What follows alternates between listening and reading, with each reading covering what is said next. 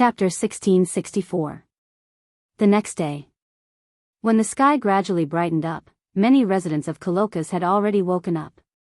These residents who had woken up were all heading to the dome to watch the great demon martial arts competition. Therefore, early in the morning, the streets of Coloccus were crowded with people. People walked in groups of 2s and 3s, and as the tide of people surged, they began to move towards the dome. These people who were able to go to the dome to watch the great demon martial arts competition were very lucky people who bought tickets. After all, although the dome wasn't small, it couldn't hold the entire population of Coloccus, let alone those who came from all over the kingdom and even the mainland. Therefore, the existence of tickets was a matter of course. As for those who couldn't buy tickets, they could watch the live broadcast from other places. For an annual festival like the Great Demon Martial Arts Competition, no matter which pub, which hotel, or even the streets, one could watch the live broadcast. These people didn't need to wake up so early, so they continued to lie in their beds and sleep comfortably. However, that didn't mean that they would sleep for long. Bang bang bang bang. In the sky above the dome, the sound of firecrackers and fireworks kept echoing in the air. Balloons were released from the venue and floated into the sky. Combined with the firecrackers and fireworks everywhere, the scene couldn't be described as not lively. As the audience entered the venue, the atmosphere of the entire venue gradually heated up. Cheers. It was noisy. Firecrackers and fireworks. All kinds of voices were mixed together, making the entire scene seem like a festival, bustling with noise and excitement. On the rostrum of the venue, there were 3 people sitting side by side.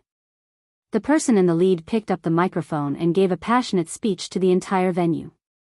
Hello everyone, I am Chabadi Laura. I would like to extend my greetings to everyone from all over the kingdom. The audience immediately cheered enthusiastically, causing Chapati Lola to cough involuntarily. His tensed-up face was about to relax as he pointed to the side of him. In this year's Great Demon Combat Arts Competition, I will be in charge of giving you a live report. The person in charge of commentating is the former member of the Senate. It is said that he is also one of the 10 great Saint Magi who has returned after missing for 7 years, Mr. Yajma, a close friend of Makarov Dolia. Sitting beside Chabadi was the counselor who had met Noah once in the council and had a good relationship with Makarov Ajima. Back then, after the commotion at the Paradise Tower, the council was disbanded due to various reasons. Now, the new council was responsible for maintaining the peace of the magic world. After that, Yajma also stepped down from his position as a counselor and opened a restaurant as a chef. Now, Yajma was invited to be the commentator of the Great Demon Combat Arts Competition, but he was still wearing a chef's outfit and waving to everyone with a benevolent expression. In addition to me and Mr. Yajma who are in charge of commentating, during the Great Demon Combat Arts Competition, we will invite a guest every other day to watch the competitions of the Magic Guide Guild with us. Chabadi's voice was still enthusiastic. On the first day, the guest we invited is the cover girl of the Magic Weekly, a top model we are familiar with, Miss Jenny of Blue Pegasus. Following Chabadi's words, on the rostrum, sitting next to Yajma, a beautiful girl wearing a princess-style dress with long, light blonde curly hair tied into a ponytail raised her hand and waved to the audience. The audience immediately burst into cheers that were even more enthusiastic than before, causing Jenny to beam with joy. It seems that Mr. Yajma and Miss Jenny are very famous. Here, I might as well interview the 2 of you for everyone. Chabadi understood the atmosphere very well and asked Yajma who was next to him. Mr. Yajma, as a former counselor, in your professional opinion, which guild is more worthy of our expectations in this Great Demon Combat Arts Competition? If I have to say, actually, every guild is very worthy of everyone's expectations. Yajma nodded leisurely. But, personally, I am more looking forward to Fairy Tale. Oh. Is that so? Chabadi said in surprise. But, didn't Fairy Tale always end up at the bottom of the list in the past? You also said that that was in the past. Yajma laughed. In this year's Great Demon Combat Exhibition, the main force members who had been missing for 7 years will also appear. Back then, these members were all very powerful archmages. Now that they have returned after 7 years, What kind of performance will they bring? I am very much looking forward to this. So that's how it is. The dark horse is indeed very worthy of people's expectations. Chabadi nodded and turned to ask Jenny who was next to Yajma. Then, which guild does Miss Jenny think is likely to win? Of course, it's Blue Pegasus. Jenny said without any hesitation. This year, we came to win. We will definitely not lose to anyone. Could it be that Miss Jenny doesn't have any expectations for Fairy Tale? Chabadi took advantage of the opportunity to ask. It is said that in this year's Fairy Tale, as Miss Jenny's senior and also a top model, Miss Mira, who everyone likes very much, will also appear? If that's the case, in fact, I am more looking forward to Miss Myra's rumored fiancé. Jenny's face showed a perfect smile. What kind of person is he to be able to capture the most beautiful girl in the modeling world, who's ranked number 1 in the Magic Weekly rankings, and who was once the most beautiful girl in the modeling world? Personally, I'm very much looking forward to finding out. Jenny's words made the entire audience begin to shout loudly. Many of them had a look of deep hatred on their faces, and tears even flowed from their eyes. Obviously, Jenny's words resonated with many people. Of course, it was not anticipation, but resentment. After 7 years, Myra's popularity was still so high, it was terrifying. In this regard, Chabadi nodded repeatedly. Indeed. Even I can't help but look forward to the man who can go down the aisle with the beloved Miss Mira. What kind of man is he? Let us all wait and see. After saying this, Chabadi went into the main topic. Then, this year's Great Demon Battle Arts exhibition is about to begin. The 8 teams that passed the preliminaries will enter the arena. Now, let us announce the rankings of the preliminaries to everyone. After saying this, a huge projection screen flashed in the center of the venue. On the screen, from top to bottom, the rankings of the major guilds were marked. First place, Fairy Tale B Team. Second place, Saber-Tooth. Third place, Raven Tail. Fourth place, Lamia Scale. Fifth place, Blue Pegasus. Sixth place, Mermaid Heel. Seventh place, Cotter Cerberus. Eighth place, Fairy Tale A Team. Looking at this ranking, many people in the audience began to clamor. That Saber-Tooth is only in second place? First place is actually Fairy Tale. It can't be. Suddenly, a commotion began to arise in the audience. Chapter 1665. For a moment, the entire space of the venue was filled with confused and surprised noises from the audience.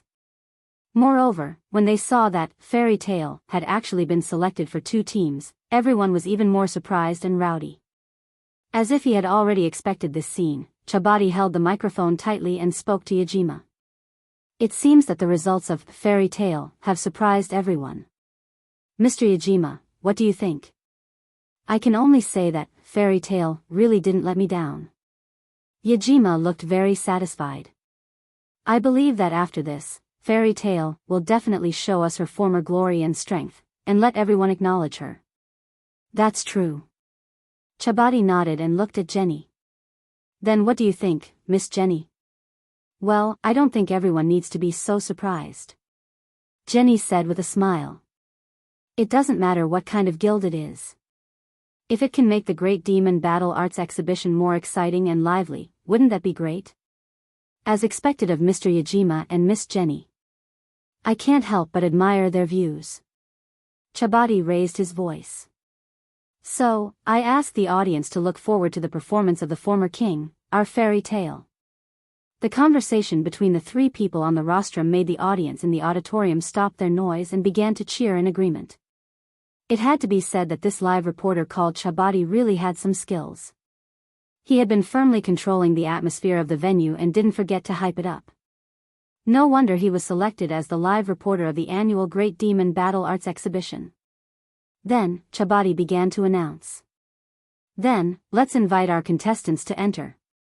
At this moment, under the 8 directions of the auditorium, the passages began to flash with magical light. Dazzling special effects bloomed at the entrances of the 8 passages at the same time, igniting the hearts of the audience. Immediately after, under everyone's gaze, 8 teams slowly walked out from within.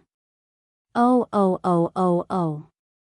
Loud and clear cheers soared into the sky, shaking the atmosphere. At the entrance of one of the passages, Noah led Mira, Julian, Gadjalu, and Laxus forward on foot. Looking at Noah, who was leading the 4 people forward, many people in the spectator seats began to discuss spiritedly. Is that Miss Myra's fiancé? He doesn't look that good. However, his aura is not bad. Is he the one who led Fairy Tale's team and got first place in the preliminaries? Isn't the person beside him Miss Mira? Looks like it's him. Noya, who could clearly hear the discussions coming from all directions, couldn't help but feel somewhat helpless. Noah, who was waiting for his turn in the contestant area, naturally heard the conversation between the 3 people on the rostrum. At this moment, even Noah couldn't help but feel sorrowful. Of all the people, why did you mention me? Undoubtedly, one of the 10 Saint Magicians was also a contestant. In terms of fame and popularity, it should have been him. Of course, in terms of fame and popularity, Mira was not inferior to Jula. If it weren't for the 7-year gap, which gave Mira a chance to appear in front of the public, her fame and popularity would have been much higher than Jula's. Now, because of this fame and popularity, Noah directly became the most conspicuous existence. Everyone pointed their spears at the man who had won over such a famous and popular supermodel. Haha. Mira seemed to be very happy. Her eyes narrowed as she smiled. Noah is really popular. Really? Noah glanced at Mira grumpily. I just don't know who it is because of. Mira smiled and ignored Noah's grumpiness. Looking at the audience who were pointing at Noah, she mischievously hugged Noah's arm and intimately snuggled up to him. Oh. This time, the audience no longer burst into cheers. Instead, it stirred up a burst of cries and howls as if they had been stimulated. All of them were shedding tears of blood. All of them focused their eyes full of anger, jealousy, and resentment on Noah. At this time, Noah really had the urge to turn around and leave. At that moment, Noah sensed an extremely strong gaze being cast on him. There were 4 different gazes. One of them actually came from the armored man from Raven Tail. As early as last night, Noah had read the information of all the other guilds except Fairy Tale. The name flashed in his mind. Alexi. Fairy Tale's Noah Dole. Alexi stared at Noah and whispered in a low voice. I will definitely obtain the Lumined Starlight. Other than Alexi, the other 3 gazes were from 3 different guilds. One was Yukino from Saber-Tooth. One was Kagura from Mermaid Heel. The 2 girls had been showing excessive attention to Noah since yesterday. Therefore, Noah wasn't surprised at all by his performance. Instead, it was the last gaze that made Noah a little surprised. That line of sight came from Lamia Scale. The owner of the gaze was Tura. 7 years ago, I could only look at your back and offer you my respect. Tura had a smile full of fighting spirit on her face. For 7 years, I have been training. Sir Noah, I look forward to fighting with you. Hearing this, Noah raised his eyebrows and suddenly smiled. When the time comes, I won't be merciful.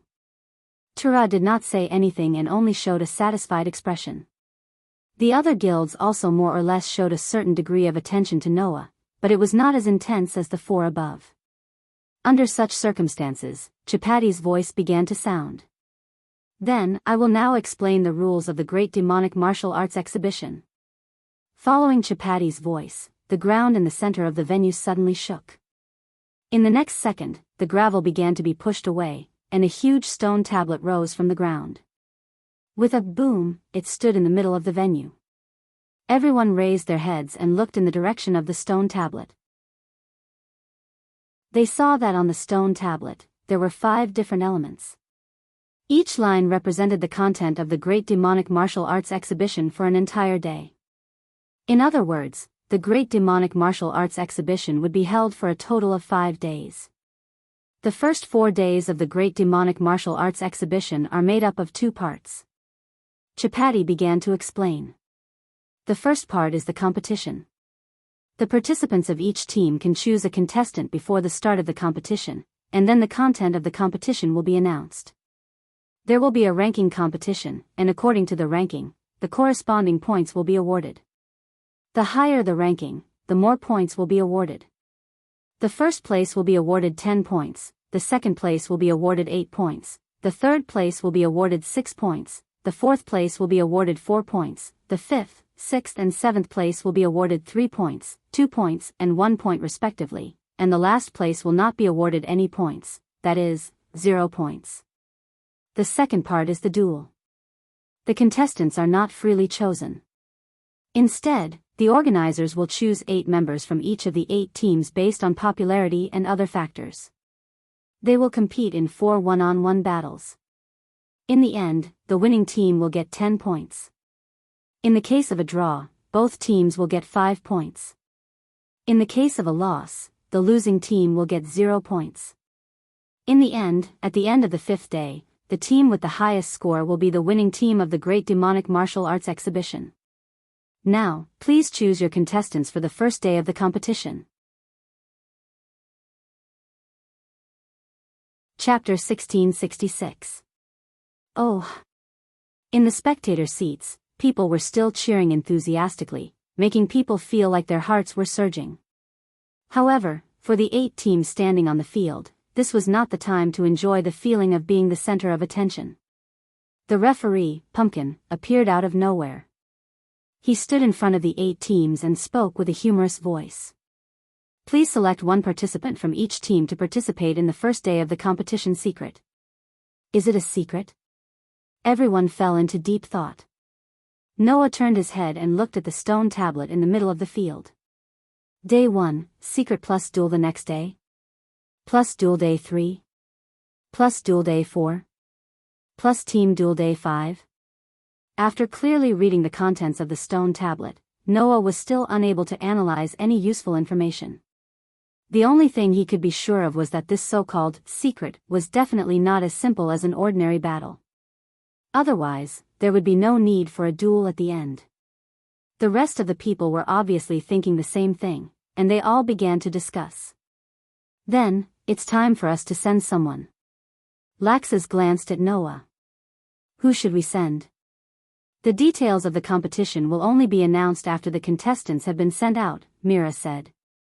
However, from the point of view of the theme of concealment, this time's competition shouldn't have anything to do with a direct confrontation, but rather with concealment, right? Then I won't appear. Gadula dug his ears, looking bored. I'm not good at doing sneaky things. Noah also frowned. If the Gate of Babylon was still around, no matter what kind of competition it was, Noah would be able to deal with it. But now, his authority was being upgraded, and the Gate of Babylon was left in the space between worlds to defend against the invasion of the Shadow. With Noah's current means, he was not very good at things like concealment. If that's the case, why don't we send Zhu Bian? Zhu Bian volunteered and raised his hand. Zhu Bian can change his form and turn into water. Maybe he can play a role in concealment. Hearing this, Noah thought for a moment, then nodded and said, Be careful. Be careful. Let's not talk about the rest of the teams for now, but Saber-Tooth and Raven-Tail are very likely to target us. You have to be on guard against them. After all, Saber-Tooth had been thinking about how Fairy Tail had snatched the first place in the preliminaries, so it was very likely that they would use this opportunity to target Fairy Tail. As for Raven-Tail, it was needless to say. Fairy Tail and Raven-Tail were absolute enemies. It was basically certain that Raven-Tail would be the target of Fairy Tail. So, no matter what, they had to be careful. I understand. Zhu Bian nodded heavily. His eyes were filled with determination. Then, Zhu Bian is up. After saying this, Zhu Bian walked out of the team and attracted everyone's attention. Leo of Lamia Scale looked at Zhu Bian, who walked out of the team. At first, he was startled, but then an interesting smile appeared on his face. That girl is quite cute. Okay, if that's the case, I'll go up for this round. Ivan of Blue Pegasus was the same as Leo. He had his eyes on Zhu Bian and spoke without hesitation. Please let me go up for this round. Following the players of Lamia Scale and Blue Pegasus who walked out, the rest of the guilds also sped up their selection. In the end, Mermaid Heel's team sent out a girl who looked a little rustic, while Cotter Cerberus sent out a muscular man who wore a headset and had a pigtail. Then, Fairy Tale A's team also made their selection. That guy, Leo, is actually going on stage so soon? Gray pulled off the tie on his clothes, and his eyes became restless. If that's the case, I'll go up for this round. Be careful, Elusha gave the same advice as Noah. Saber-tooth and Raven-tail will most likely target us. Don't be careless. I know, Gray nodded, then walked out of the team. Thus, only Saber-tooth had not sent out a contestant yet. It seems that the people who are going up are all people that I don't remember. Lucifer flicked the hat on his head and smiled very elegantly. Then I'll go get to know them and record their names. Justin, Roger, and Olga naturally did not have any objections. After all, none of the people that they cared about had gone up yet. However, Xuanai, who had been silent all this while, suddenly raised his head and spoke. Master Lucifer, please let me go up for this round. All of a sudden, everyone was stunned. I have no problem with that. Lucifer looked deeply at Xuanai and shrugged. But, are you okay with that? Yes. Xuanai nodded expressionlessly. Please let me go up. Justin, Roger, Lucifer, and Olga immediately looked at each other. Understood. Lucifer pressed down on his hat. Don't go easy on me. Xuanai nodded, then walked out of the team. In the blink of an eye, all the contestants from the 8 teams had gone up. As for the others, they retreated to the contestant area to watch. Then there are 8 contestants from each team, right? Pumpkin jumped on the spot a few times, looking very lively. Then if there are no problems, we'll get ready to start. Pumpkin. When Pumpkin's voice fell, a strange phenomenon happened. Clang. A burst of light suddenly bloomed in every corner of the venue. The flashes of light turned into images and eventually turned into buildings, gradually occupying the entire venue. It didn't take long for a city to appear in the venue. The contestants were all startled. Soon after, they were separated by the flashing buildings and scattered to every corner of the town. That was not the end. After the contestants were distributed to the various corners of the town, the missing figures began to appear one after another on the streets of the town. Those were all thought bodies of the 8 contestants. Therefore, in the blink of an eye, every street of the town was filled with thoughts of the contestants, and it became crowded. In the next second, in the sky above the town, crystal screens also flashed, broadcasting the current situation of every contestant in the town. Now, let's begin the explanation of the rules. Chapati picked up the microphone, and let his voice spread to the entire venue. As you can see, the so-called secret is to let the contestants of each team play hide and seek in the town. They are the ones chasing each other, and the ones being chased are also the ones being chased. In the process of the competition, there are no restrictions on methods and magic. As long as you find your opponent and attack, regardless of whether it causes damage or not, if you hit, you will gain 1 point. If you are hit, you will lose 1 point. Chapati reminded. At the same time, please note that the town is filled with your replicas. Once you hit a replica, you will lose 1 point. Finally, according to your points, we will determine the ranking, Chapati announced loudly. The competition time is 30 minutes. Now, the first day of the Great Demon Combat Arts Competition, the secret competition, begins. Chapter 1667. Dang! Following the loud ringing of the bell, the audience from all over the kingdom erupted in enthusiastic cheers as they watched the competition through the projection screen above the venue. In a corner of the audience, a group of people were shouting at the top of their lungs. Come on! Come on! Fairy Tale! Leading a group of fairy tale magic shooters, Makarov stood directly on the edge of the audience's wall. He was shouting so loudly that the veins on his temples were popping out, making people worry that he would suddenly be out of breath later.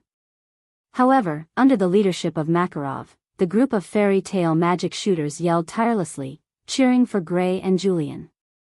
In the contestant area, the two teams belonging to Fairy Tale were also watching the projection screen, looking forward to the results of the competition. Perhaps because of Noah and Alush's instructions, Gray and Julian didn't appear too conspicuous after learning the rules. Instead, they immediately rushed into the large crowd of projections on the street, blended into the crowd, and completely disappeared. Not only Gray and Julian, but the contestants of the other teams also understood tacitly and blended into the crowd, using their projections to hide their whereabouts. This was the true meaning of concealment. The members of each team needed to take advantage of the terrain and the crowd to hide their whereabouts, and at the same time, they needed to find their opponents in the vast crowd and give them the right blow. If they hit the real body, they would gain points. If they were hit, their points would be deducted. And if they hit the clones, their points would also be deducted. In the end, the rankings of the 8 teams would be determined based on the points obtained. In other words, the contestants of each team must be very cautious in this competition. They must not only avoid losing points, but also find ways to score points. It's really very difficult. Chapati, who was in charge of the live report, reported dutifully. We can see that the contestants of each team have already blended into the crowd of clones, completely hiding their whereabouts. They are moving and observing in the dark, carefully moving their positions while looking for the contestants of the other teams. As expected of a team that can enter the top 8. Every magic shooter is very clear about what they should do. Yajima praised. However, time is also limited. Once the 30 minutes time limit is up, the results will be out. For this reason, they must find ways to score points. Whether they can remain calm in this situation and not become anxious because of the passage of time, and then reveal their flaws, this is where the contestants will be tested. Our Evan Kuhn won't reveal any flaws so easily. Jenny smiled. Please look forward to his performance. While the 3 people on the rostrum were passionately discussing the situation, the sharp-eyed Chapati suddenly noticed the situation on one of the projection screens. His eyes abruptly widened as he excitedly yelled out. That's Snow Agulya from Saber-Tooth. The magic shooter of the most powerful guild has finally started to move. Chapati's words attracted everyone's attention to the projection screen that was broadcasting Snow Agulya. Following that, everyone began to clamor. There was no other reason. The girl named Snow Agulya didn't hide at all. Instead, she stood openly on the top of the bell tower in the center of the town, and her snow-white coat fluttered in the howling wind. She didn't hide. Chapati shouted in disbelief and excitement. Is this the calmness of the most powerful guild? Everyone in the audience burst into astonishing cheers. In the contestant area, Noah also gazed at this scene, and his eyes flickered. Hugh dash. A gust of wind blew by, bringing coldness that was enough to deprive people of their body temperature into this space. Standing on the top of the bell tower, Snow Agulya looked down and closed her eyes after a while. At this moment, the memories that were firmly engraved in Snow Agulya's mind began to replay. For Snow Agulya, it was a memory from 7 years ago. The location of the memory was Magnolia. However, it was only a small alley in Magnolia. At that time, Snow Agulya was just a vagrant. She didn't have anyone she could rely on. She was only 11 years old. She was wearing dirty clothes that hadn't been washed for God knows how many days. Her life was a situation where she couldn't guarantee her survival and could starve to death at any time. Her family had already passed away when she was younger. Her only home was burned down in a disastrous fire.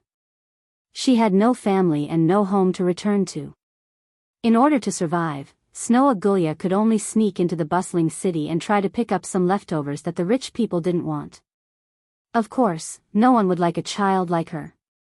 Not to mention, Snow Agulya didn't have anything at that time. Because she was too young and dirty, she wasn't as beautiful and delicate as she was now. It was predictable that she would be bullied. It was at that time that Snow Agulia met him in the alley.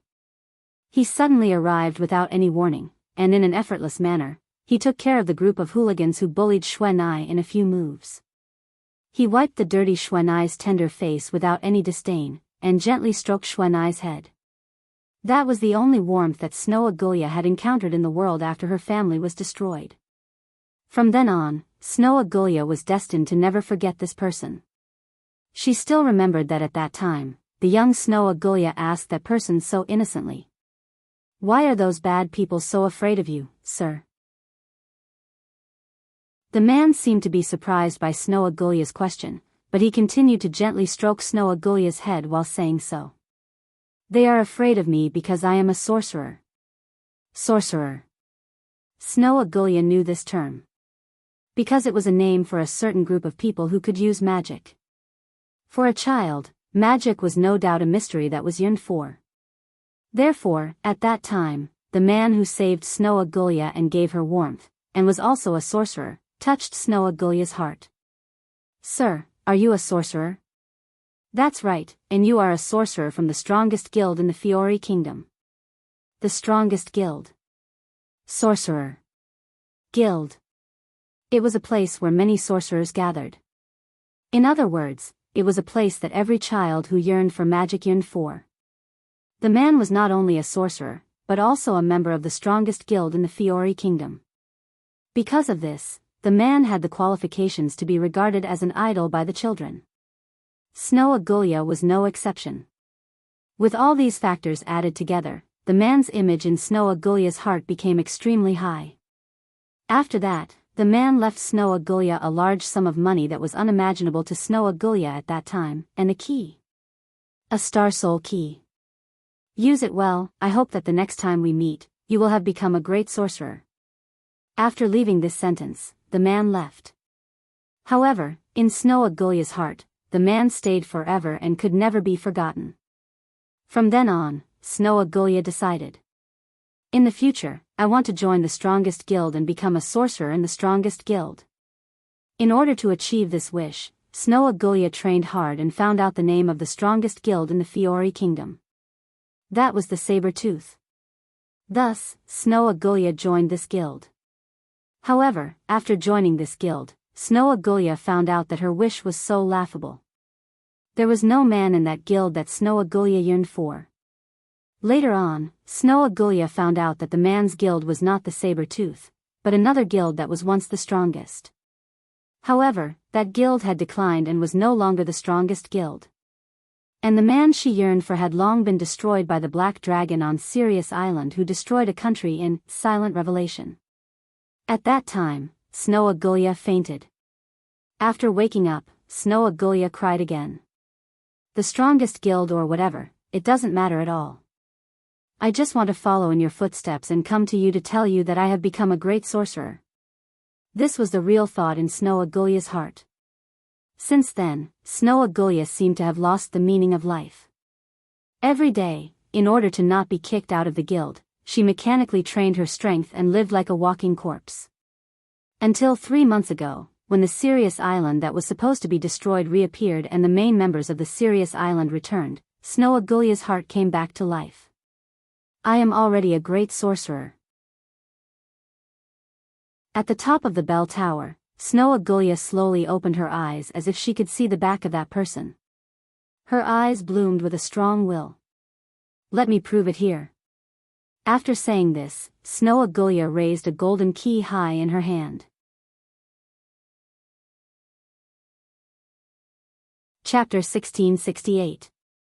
Just as Xuanai raised the golden key high up, Lucy, who saw this scene from the projection, couldn't help but cry out in surprise. "Isn't that the key to the 12 ecliptic gates? Star Elven key?" Elusha stared at Xuanai on the projection screen and spoke in a low voice. "Is that Xuanai also a Star Elven Archmage?" Noah, who also saw this scene, narrowed his eyes. Sure enough, there is the key to the 12 ecliptic gates. Under everyone's gaze, Xuanai's entire body flickered with starlight like magic. The Star Elven key that was raised high up blossomed with radiance. "Open. Libra Constellation Gate Libra." From the radiance blossoming from the star elven key, a magic array suddenly revolved and appeared above the entire clock tower. Immediately, from the magic array, a young girl slowly emerged. It was a young girl wearing a cheongsam, with a tray of Libra hanging in each of her hands. This young girl was precisely the star elven of the Libra constellation of the 12 ecliptic gates Libra. Looking at the young girl who appeared from the magic array, Xuanai softly spoke. "Go, Libra." Libra nodded without any hesitation, lowering the 2 Libra trays in her hands. A burst of astonishing magic suddenly erupted from Libra's body, transforming into formless ripples that reverberated in all directions. Wherever the formless ripples passed, the space actually became heavy. Immediately after, the contestants mixed in the sea of people were all unprepared and suddenly felt their bodies become heavy, uncontrollably smashing onto the ground. Including Gray and Julian. This is. Gray's expression slightly changed. Gravity? Ugh. Julian seemed to be ruthlessly pressed down by something heavy, revealing an uncomfortable expression. Being pressed down by gravity, Libra's magic was the magic that manipulated gravity. At this moment, under the pressure of the suddenly extremely heavy gravity, the members of the other 7 teams were all firmly pressed to the ground, revealing uncomfortable expressions. However, it was only suppressed by gravity at most, and could not be considered an attack. Therefore, Xuanai's score did not increase at all. However, this was not Xuanai's goal. The reason why Xuanai had summoned Libra and had him change the gravity was to find the participants of the various teams that had mixed in with the body of longing. This was because the body of yearning would not be affected by gravity and would still stand in place. As for the contestants, they would definitely be affected by gravity. At this very moment, Snow was relying on her astonishing magic power to support Libra's magic, allowing Libra's magic range to extend to the entire town, suppressing everyone. Then, Xuanai took out another key. It was also a golden key. In the contestant area, Lucy couldn't help but cover her mouth. There is a second one? The second key? Elusha was also surprised. Could it be that she can double open the door?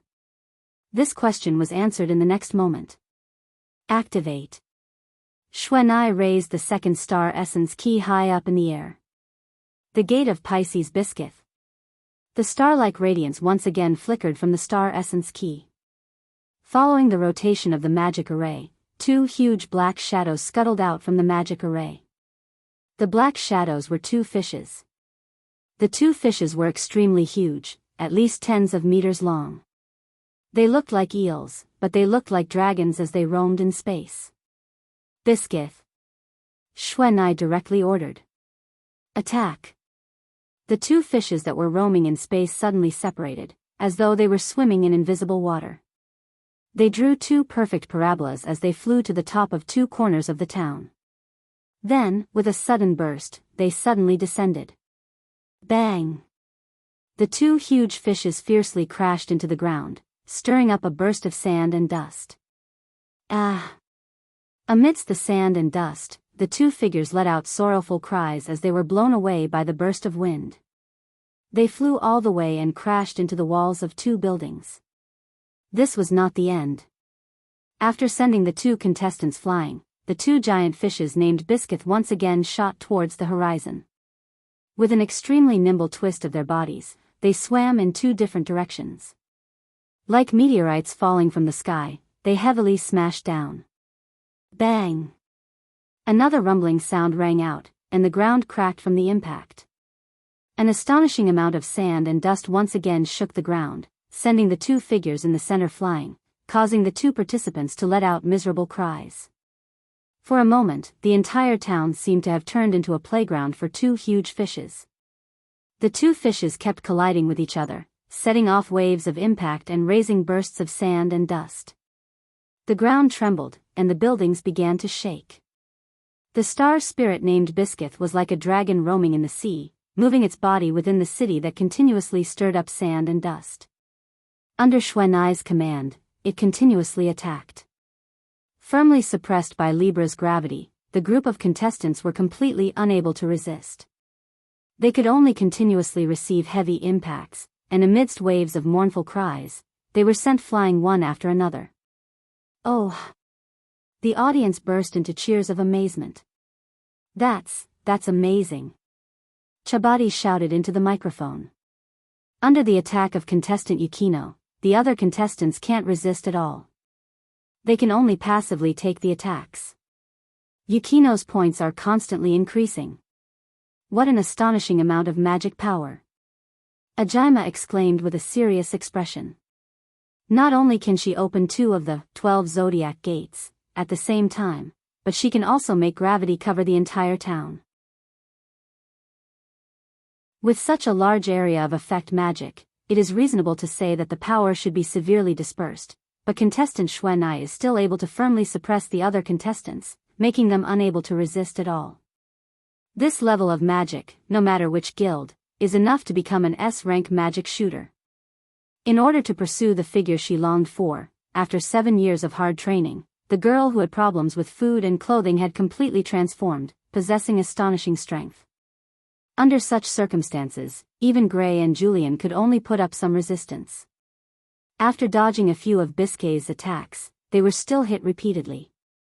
As a result, in the entire battle, except for Yukino, the points of the other contestants were constantly decreasing. Gray, brother Gray. Naz, Alusha, Lucy, and Wendy all exclaimed. Julian. In the audience, Makarov and the others also couldn't help but exclaim. The other contestants and members of the other guilds looked at the one-sided situation, and all of them had ugly expressions. The only exception was the sorcerer from Saber-Tooth. Well done. Yukino. Sting laughed loudly. That's it. Amazing magic power. No wonder she can defeat all the other members of the guild except for the 5 of us. The corner of Lucius's mouth slowly rose. This level of strength is already not weaker than us.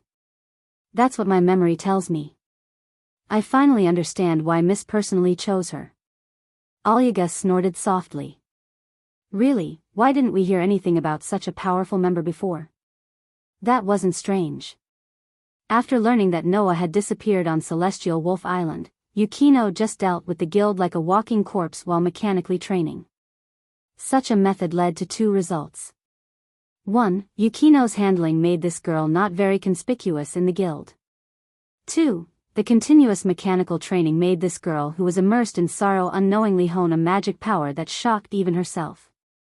Therefore, after learning that Noah had survived and was rejuvenated, Yukino shocked the entire guild and defeated all the other members except Sting, Rog, Lucius, Olga, and Maniba in one fell swoop.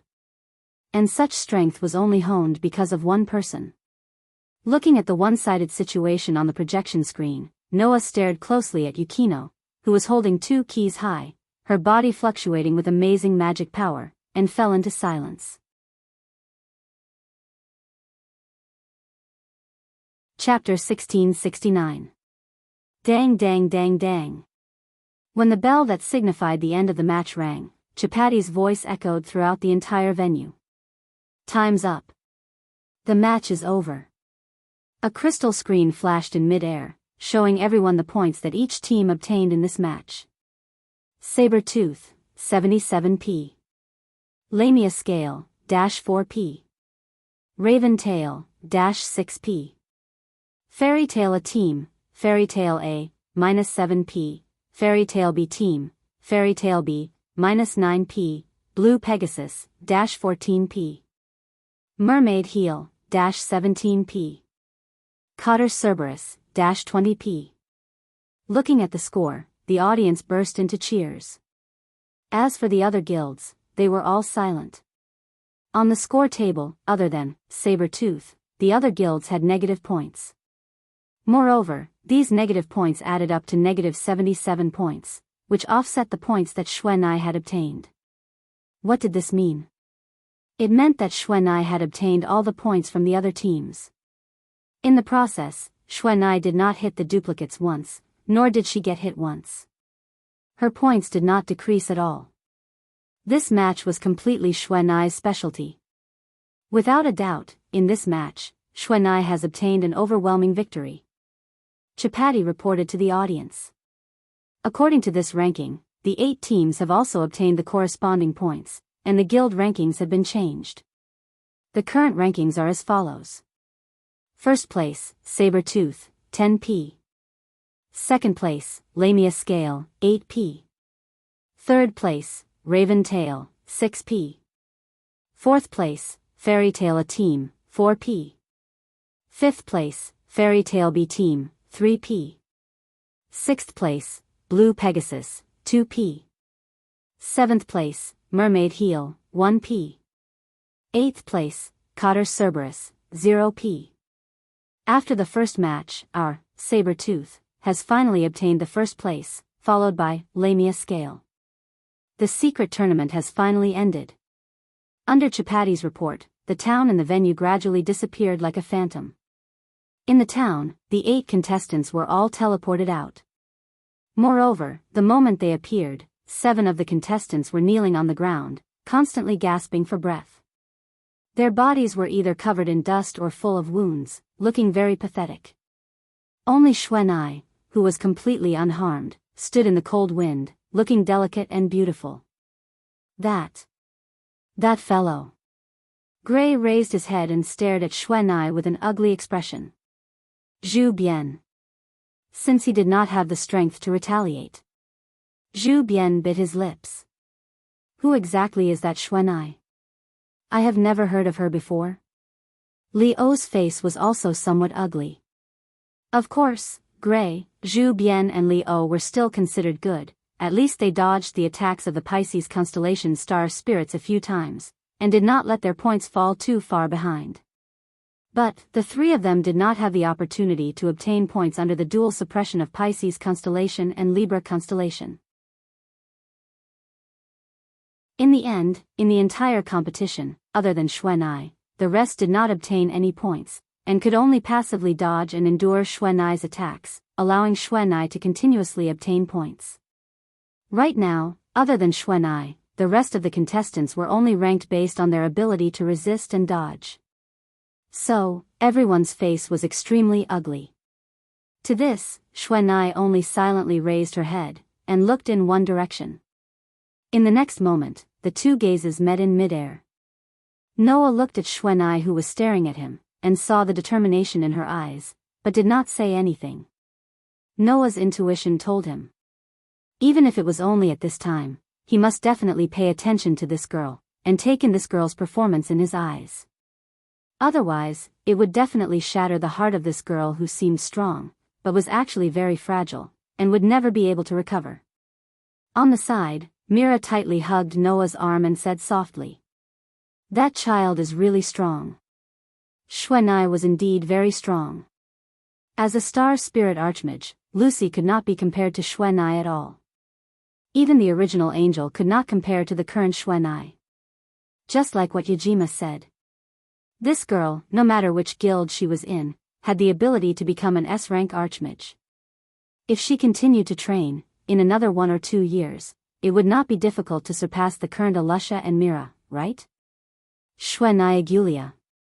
Noah muttered to himself. Very good, I will remember you.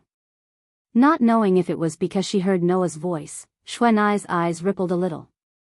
She retracted her gaze and returned to the contestant area of Sabertooth amidst the cheers of the audience. The rest of the contestants also stood up and returned to the contestant area where their teams were located. I'm very sorry. Julian lowered his head and did not even dare to look at the crowd.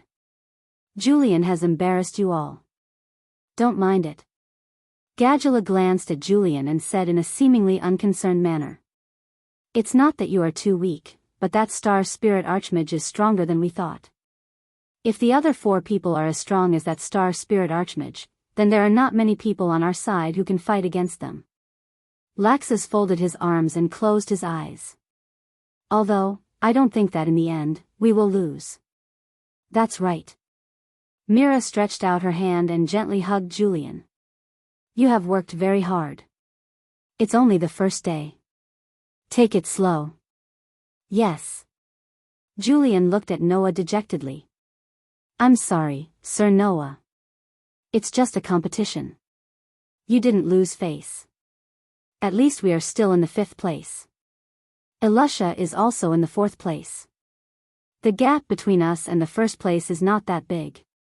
We just have to catch up later. Noah shook his head. Don't forget, there will be a duel later. The organizer will choose the contestants for the duel. It's not impossible for them to choose you again. So, you should rest well. If you are chosen, you just have to win it back. Julian relaxed a little and nodded heavily. Under Myra's care, he sat down and began to rest. At this time, Chapati also began to announce on the rostrum. The first day of the Great Demon fighting drill has come to an end. Next, let's enter the exciting duel. Chapati took up a form. Just now, the organizer handed over the duel list to me. There will be a total of 4 duels. Each duel will be between 2 teams of 2 guilds. I will now announce the first duel.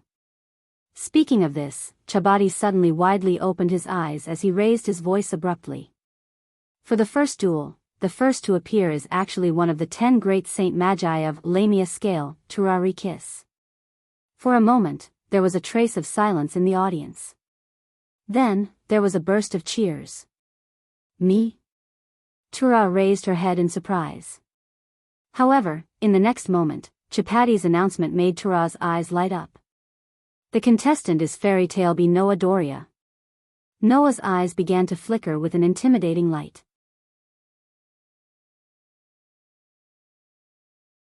Chapter 1670. Tura. It's Tura. Tura is coming out. I didn't expect him to come out in the first duel of the first day. That's great. When the 5th of the 10 Saint Magicians came out on stage, the atmosphere of the entire venue was ignited.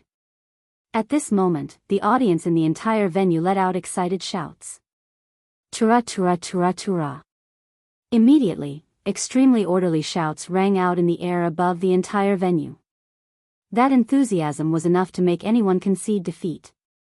Apart from the audience, the contestants of the other guilds all focused their attention on 2 places. One was the contestant area for Fairy Tale B. The other was the contestant area of Lamia scale. Under everyone's gaze, in the contestant area of Lamia scales, Tura, who was dressed in a monk's robe, slowly stood up. An excited smile appeared on his rock-hard face. It seems that even luck is on my side. Hearing this, among the contestants of Lamia scale, except for Leo, the others didn't understand what Tura meant. In particular, one of the shorter girls had her head tilted to one side, looking confused. Mr. Tura, why do you look so happy? She looked to be around 14 or 15 years old. She had a head of pink hair that was tied into a broom-like ponytail with 2 ribbons. She looked very pretty and cute. The girl's name was Shirley. In the past, during the annihilation of the 6 demon generals, Shirley, who went with Tura and Leo to participate in the annihilation mission, was Shirley. She was Shirley's cousin. At first glance, this little girl seemed to be the same age as Wendy. In fact, regardless of age, from the fact that she was able to form a team with Tura and Leo and participate in the Great Demon Battle exhibition, it was estimated that her strength wasn't weak. In fact, in the Lamia scale team, besides Tura and Leo, Shirley was the strongest one. However, Shirley's personality was very muddle-headed. In addition, she also didn't know about the past between Noah and Tura, so naturally, she had this question. Thus, Tura smiled at Shirley. Of course I'm happy. In the past 7 years, I've felt regret countless times that I didn't have a good fight with him. Is that so? Shirley scratched her head. In other words, that big brother named Noah Doria is very strong? The person who answered this question wasn't Tura, but Leo. Leo looked at Shirley and said, if you want to know whether he's strong or not, you can ask your cousin. If you're someone who participated in the Great Demon Battle exhibition, then you'll know how strong he is. I still don't quite understand, Shirley asked directly. Could it be that big brother is stronger than Mr. Tura? At least, 7 years ago, Mr. Tura admitted that he wasn't as strong as him. Leo smiled. Of course, that's not necessarily the case now. Is that so? Shirley sighed. So that's how it is. This is love. No, it has nothing to do with love. Leo sighed. However, personally speaking, I'm also very curious. After 7 years, who's stronger between Mr. Tura and that big brother? This sentence made Tura turn around and smile. I'm also very curious. That's why I participated in the Great Demon Battle exhibition. After leaving this sentence, Tura walked out of the contestant area and walked towards the venue. On the other side, in the contestant area of Fairy Tale B, everyone gathered around Noah. You're going up against that rock iron Dura right from the start? Raxus asked Noah, which was a rare sight. How is it? Can you deal with it? Who knows? Noah shrugged. For the time being, I can still fight. Don't lose. Gadgelu curled his lips. If you can get 10 points, then you can catch up. Noah won't have a problem. Mira showed a gentle smile and adjusted Noah's collar. Her eyes were fixed on Noah's face. I believe that even if your opponent is one of the top 10 Saint Magi, you won't lose. Hearing this, Noah couldn't help but smile. He stretched out his hand and gently touched Mira's beautiful face. Since my dear wife has said so, then I can't let you down. After saying this, Noah stood up and slowly walked forward. Then, I'll be back. Be careful on the road. Mira waved her hand at him like a wife sending her husband off. Come back quickly. Noah raised his hand and casually waved. Then, he walked out of the contestant area and onto the stage. Seeing Noah and Tura walking into the arena, the audience cheered and burned with enthusiasm. Meanwhile, in the contestant area of Sabertooth, a group of Sabertooth magic shooters were also looking at Noah and Turtledove into the arena with mocking smiles on their faces. I didn't expect that person to actually face Tura of the top 10 Saint Magi, Sting said jokingly. Yesterday, the president said that if that man can beat Tura, then he will be allowed to join the guild, right? That kind of thing, is it possible? Alyaga said sarcastically. Even our president didn't ask us to beat Tura. It would be strange if someone from a guild that was at the bottom could do it.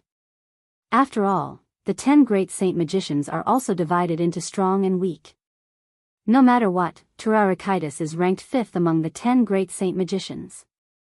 If the top 4 of the 10 great saint magicians are truly monsters, then the 5th one is truly the strongest high mage among humans. Lucius nodded. That's what my memory tells me. Well, let's look forward to it for the time being. Sting glanced at Xuanai and said this with a smile. No matter what, Xuanai has a deep relationship with that man. For him, she can even stand up against the president. At least, we should take a good look at his performance for Xuanai's sake. Xuanai didn't pay any attention to Sting's teasing. She only silently gazed at Noah, who was gradually walking into the arena. Perhaps, even Xuanai herself didn't notice. Her heartbeat had already begun to accelerate. In the arena, the cheers were still incessant, shaking the air and making people's hearts surge. Of course, almost all of those cheers were directed at Tura. Under such circumstances, Noah and Turtledove were facing each other with a distance between them. I've always wanted to fight with you. The smile on Tura's face didn't disappear. He was obviously in a good mood. I'm really happy to be able to fight with you so quickly. I also feel very honored to be able to be looked forward to by the 5th Archmage of the 10 Saint Magi, Noah said indifferently. But, sorry, I don't intend to give you the victory. So, if you want to beat me, you'd better use your full strength from the beginning. Noah's shameless boasting made the audience in the arena start to boo. However, Tura's performance made the audience feel extremely stunned. Of course. Tura stopped smiling, and his eyes became unprecedentedly serious. I don't have the confidence to do anything to you without using my full strength. Tura's words caused a commotion in the audience, but it also led the atmosphere to a climax. Not giving in to each other. The will to never admit defeat. Which side will win in the end? Chabadi solemnly announced. The first duel of the Great Demon Wars, Fairy Tale B Team, Noah Doria vs Lamia Scale, Turaresis. Begin.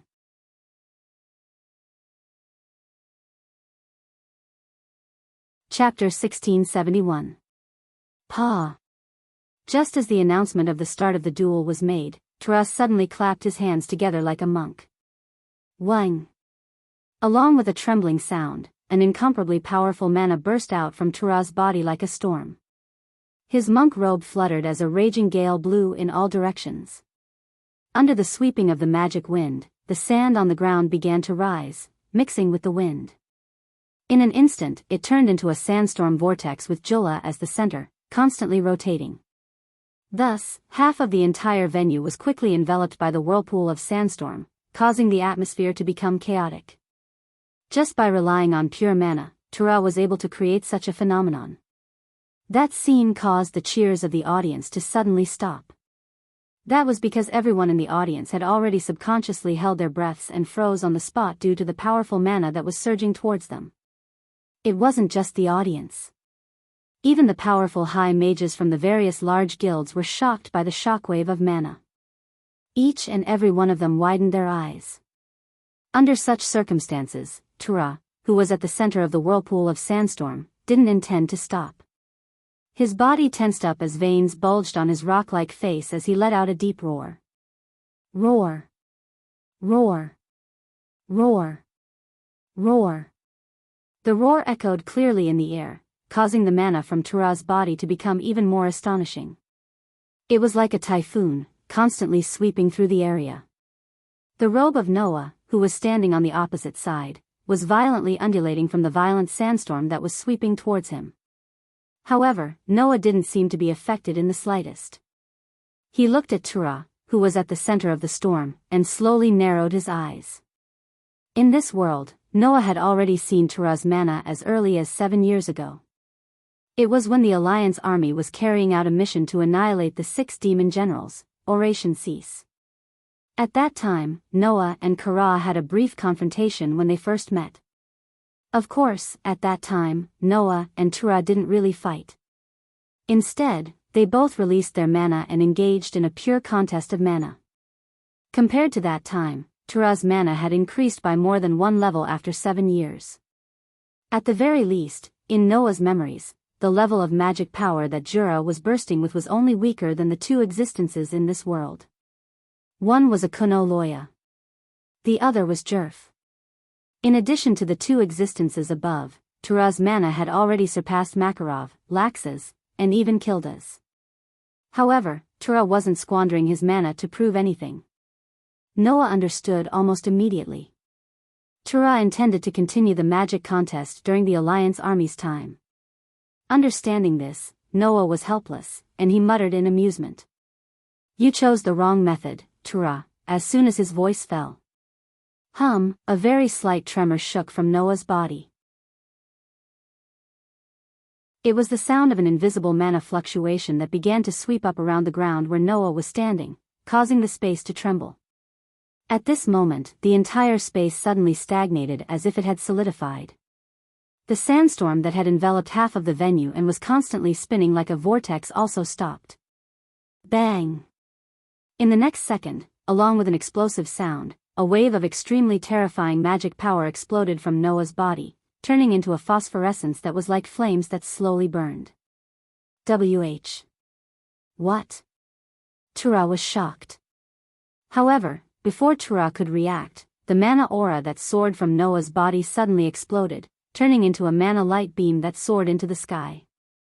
In an instant, it scattered the clouds and made the entire sky chaotic. Rumble. The ground began to shake without any reason. Kacha kacha. With the pillar of light as the center, a series of cracks slowly spread out in the venue amidst a bone-chilling cracking sound, causing grains of sand and gravel to begin to float into the air. Noah just raised his head and looked at Tura, his dark eyes flashing with a sharp light. All of a sudden, the mana light pillar that rose from Noah's body expanded bit by bit, stirring up a terrifying hurricane that directly blew away the sandstorm that enveloped half of the venue, forming a shockwave in the form of a ring. At this moment, the entire venue was shaking as if it had encountered an earthquake, shaking desperately. Woo woo woo woo. In the spectator stands, the spectators from all over the kingdom let out cries of surprise.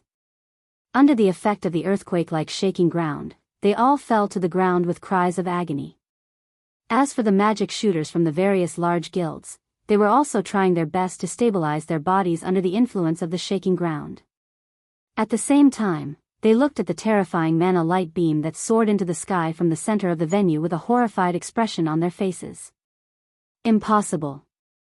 Justin's face was full of horror. Impossible. Olga was also horrified. Impossible. Lucius could no longer maintain his elegance, and his face was covered with drops of sweat. As for Xuanai, her pair of beautiful eyes were filled with uncontrollable shock. Rumble. Under everyone's horrified expressions, the mana that soared from Noah's body continued to wreak havoc, causing the entire Frabird dome to shake and let out mournful cries. All of a sudden, the entire venue seemed to have fallen into a scene of disaster, causing the ground to crack and the air to tremble non-stop. One by one, the audience let out miserable cries and laments, falling into a daze and chaos. Even the bystanders were in such a state, let alone Tura, who was directly facing such a terrifying mana. She was in the center of the shockwaves caused by the mana light beam that soared into the sky. She used both her hands to block in front of her, but her body was constantly shaken back. Her feet plowed 2 deep marks on the ground, and all the pores on her body had already exploded. What a terrifying mana! Cold sweat trickled down Tura's rock-like face. Not only did Noah's mana not show any signs of calming down, but it was also expanding bit by bit, causing the pillar of mana soaring into the sky to expand. Seeing this, Turtledove inwardly shouted, "Stop it! No! I can't let this continue." Thinking of this, Tura's mana instantly soared, and she suddenly raised one of her feet, then abruptly stomped down. Bright move, Fuyu. In the next instant, the entire ground exploded. Boom! In the deafening sound, a terrifying shockwave burst out from the ground like an erupting volcano, turning into another light beam. It exploded the ground, shook the air, and covered Noah in it as it soared into the sky. At this time, the mana that soared into the sky finally calmed down, and the ground stopped shaking. However, this phenomenon not only did not let Tura relax, but her pair of eyes suddenly shrank. In the center of the erupting light beam, a figure violently rushed out, swept across the air, and rushed in front of Tura. Oh no!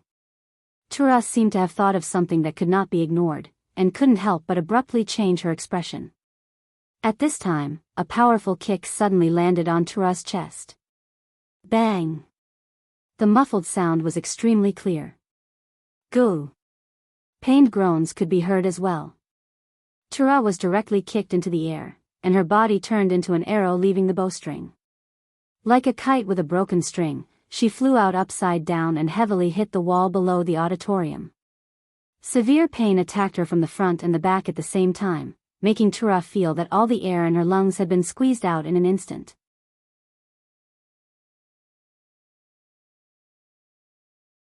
Chapter 1672. Cough, cough, cough. While coughing, Jula supported herself with one hand on the wall and the other on her knees. She stood up awkwardly and looked forward. A drop of sweat dripped down from her chin and wet the ground. In the auditorium, the audience got up from the ground with lingering fear. They looked at Noah in the venue in shock. Their faces were all filled with shock. Apart from the sorcerers, the audience, who were ordinary people, could not understand what had just happened. The audience only knew that as soon as the competition started, the entire venue was shaken by Noah, and they were all affected. By the time the earthquake stopped, Jura was already in such a sorry state. This situation made the audience unable to react in time. On the rostrum, Chapati, Yajima, and Jenny all had stiff expressions. After a while, Chabati was the first to react. He picked up the microphone and spoke with a trembling voice. Hard to believe. That Dula is actually at a disadvantage. This voice awakened everyone who was standing there in a daze. The entire place fell silent. Oh, oh, oh, oh, oh. In the next moment, astonishing cheers erupted from the audience, causing the entire venue to shake. Although they couldn't understand what had happened, there was one thing that everyone understood. That was, as one of the 10 great Saint Magi, Jura had met a true opponent at this very moment. This match was destined to be more exciting than anyone had imagined. As long as the audience understood this point, it was enough. Therefore, all the spectators had forgotten their contempt for Noah earlier and broke out into cheers. This time, the cheers were not only for Dula, but also for Noah. Well done. Go. Noah. Defeat Dula. Defeat him. Not to mention the audience, even the magic shooters of Fairy Tale cheered excitedly. On the other hand, the contestants from the other guilds were shocked when they saw Turtledove's miserable state. How is this possible? Leo murmured in disbelief. 7 years have passed, and Mr. Abdullah still can't do anything to that person? So powerful. Shirley's mouth was also slightly agape. No wonder Mr. Dura treated that big brother as an opponent. That guy. Sting couldn't help but gulp. So it's that strong? Noah Dole. Even Logue, who had been silent all this time, had a solemn expression on his face. Sweat dripped down his forehead. Was the Phantom Lord destroyed by such a man? That's too shocking. Lucifer covered his face with his hat so that no one could see his expression. It seems like that man's strength has exceeded our expectations. Hey. Olga clenched his fists, his face twitching. That guy, don't tell me he can really defeat Abdullah? No one answered Olga's question. Everyone fell silent as they recalled the terrifying magic power just now. Only Xuanai's eyes flashed with an extremely bright light. She was both excited and expectant as she spoke softly. If Lord Noah can really defeat Jura. Lucian muttered. Thinking of this, Yukino's heart was filled with expectation. Sure enough, Noah Sama is the strongest high mage. Aside from Yukino, there was another person in the contestant area who was looking forward to Noah. Noah Duria, the man who saved my brother and killed Jalal. Kagura looked expectantly at Noah, who was standing in the middle of the hall. She tightened her grip on the tachi in her hand. I really want to fight him. Noah didn't seem to notice anything amidst the cheers and shock of the entire city. He stared at the panting Tura and said after a long while, that's right. After a while, he said, this doesn't seem like the kind of mistake you would make, Abdullah. Since the start of the match, Abdullah had made 2 mistakes. 1. He intended to use pure magic power to start the match with Noah. 2. He used pure elemental magic to attack Noah. There was no need to explain the first mistake. It was obvious how irrational it would be to compete with Noah, who had unlimited mana, in terms of mana. However, this mistake was pardonable. After all, Abdullah didn't know the extent of Noah's magic power. He couldn't be blamed for making such a mistake. However, the second mistake was somewhat inexcusable. That's true. Abdullah bitterly smiled. I forgot that magic is ineffective against you and used pure elemental magic to attack you. This is a mistake I shouldn't have made. During the time of the alliance, Noah had already shown that magic was ineffective against him. Thus, Abdullah also knew that Noah had such an ability. But in such a situation, Abdullah still made this mistake. This was a mistake he shouldn't have made. In order to defeat me, you are more or less blinded by the desire to win, Noah said in a critical tone. If that's the case, you won't be able to defeat me. It's time to calm down, Abdullah. Indeed, I was blinded by the desire to win. Abdullah took a deep breath and finally calmed down. A smile reappeared on his face. Then, let's start again. Hearing this, Noah suddenly smiled. I'm ready anytime. Seeing that Noah and Abdullah were facing each other again, the audience cheered loudly. The atmosphere had reached a peak. Then, a huge amount of mana slowly rose from Noah and Jura's body, igniting the atmosphere of the scene. I'm coming. Abdullah shouted. Iron rock pillar. An earthen yellow magic array suddenly spun out from the ground beneath Turtledove. Immediately, huge rock pillars rose from the magic array like sharp thorns. They shot out from the ground and rushed towards Noah. Looking at the huge rock pillars rushing towards him, Noah's body did not move. However, around Noah, a blue magic array suddenly appeared, as if directly imprinted on the space surrounding Noah. Collect. Cast, projection. Around Noah, one of the magic arrays suddenly gathered mana and turned into a blue flash of light. Like a beam of light, it shot out and instantly struck the huge rock pillars that were charging at him. Bang!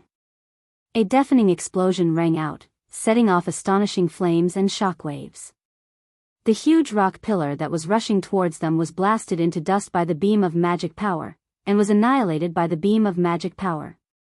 The mana beam didn't slow down at all as it streaked across the air, creating a sharp sound as it flew towards Kara's direction.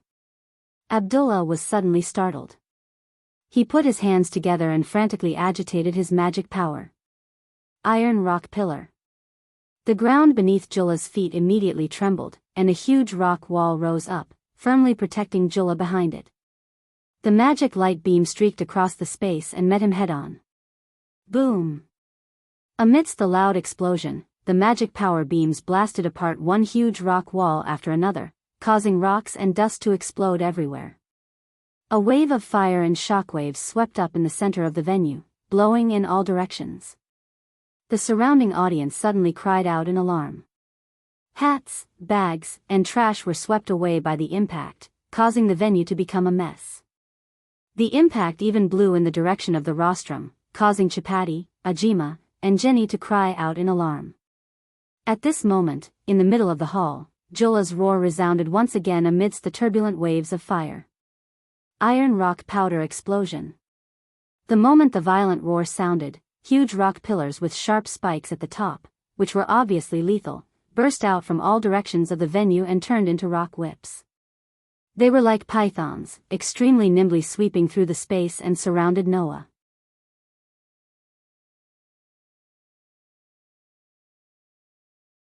Chapter 1673. Rumble. Under the tremor of the ground, sharp rock pillars sprang up one after another. In an instant, they filled the entire space and turned into agile pythons. One after another, they violently rushed towards the center, mercilessly crashing down at the same time. Noah only felt that the sky suddenly darkened. From all directions of the venue, sharp rock pillars had already swept through the air and heavily fell from the sky. If his ability points were still there, Noah might not even need to dodge or block. He could rely on his powerful durability and magic to weaken physical attacks to resist this level of attack. But now, Noah's ability points had been left in the world between worlds to upgrade. His body had returned to the state before entering the dark bullet world. Relying on his current body, if he was hit by those sharp rock spikes, he would definitely end up riddled with holes. Therefore, Noah did not hesitate to chant the incantation. Magic array change, exchange patterns, collective change. The blue magic array imprinted in the space suddenly flashed, like a shield, surrounding Noah. Of course, the magic array did not have the ability to defend. As one of the two magic arrays that Noah had mastered after the integration of rune magic with the authority, these magic arrays were just a cannon. Apart from being a cannon, they did not have any other function. Therefore, after layer upon layer of magic arrays surrounded Noah, the blue magic arrays immediately lit up and gathered magic power. Cast. Magic flashes once again burst out from the magic arrays, causing beams of magic power to burst out in all directions, welcoming the rock spikes. Bang bang bang bang bang. Shocking explosions rang out in the venue one after another. The huge rock thorns that came from all directions were directly blown apart by the magic light beams. The rock thorns exploded into rubble that filled the sky and fell to the ground, causing a burst of crackling sounds. Now. Jura's eyes flashed. Overlord rock shatter. The gravel that fell to the ground suddenly paused, then turned into bullets that suddenly shot in Noah's direction. Noah immediately tapped the ground with the tip of his foot, and like a rocket, he rushed towards the sky. The pieces of rubble that shot towards Noah suddenly collided with each other at his original position. The collision between the rocks was like the collision between bombs. It exploded and a burst of flames spread out. In an instant, it covered a quarter of the entire venue, burning the ground until it was black. Noah, who was flying towards the sky, directly released the energy in his body to counteract the gravity and pressure. He floated in the air and looked down at the explosion below. He then raised his eyes and looked towards Jura's direction. Then, "It's my turn," Noah softly chanted. Magic array change, direct flow, collective release. The magic arrays covering Noah's body began to move again. As they rotated, they turned into turrets and aimed at Turtledove, gathering mana in them. Cast. Flashes of light burst out one after another, causing the magic power to turn into beams of light, causing a sharp sound of breaking through the air. They flashed through the space like a violent storm, falling from the sky and shrouding the ground below. Looking at the terrifying beams of light that fell like a storm, Jura mobilized all the magic power in his body. His robe fluttered as he roared. Rocky Mountain.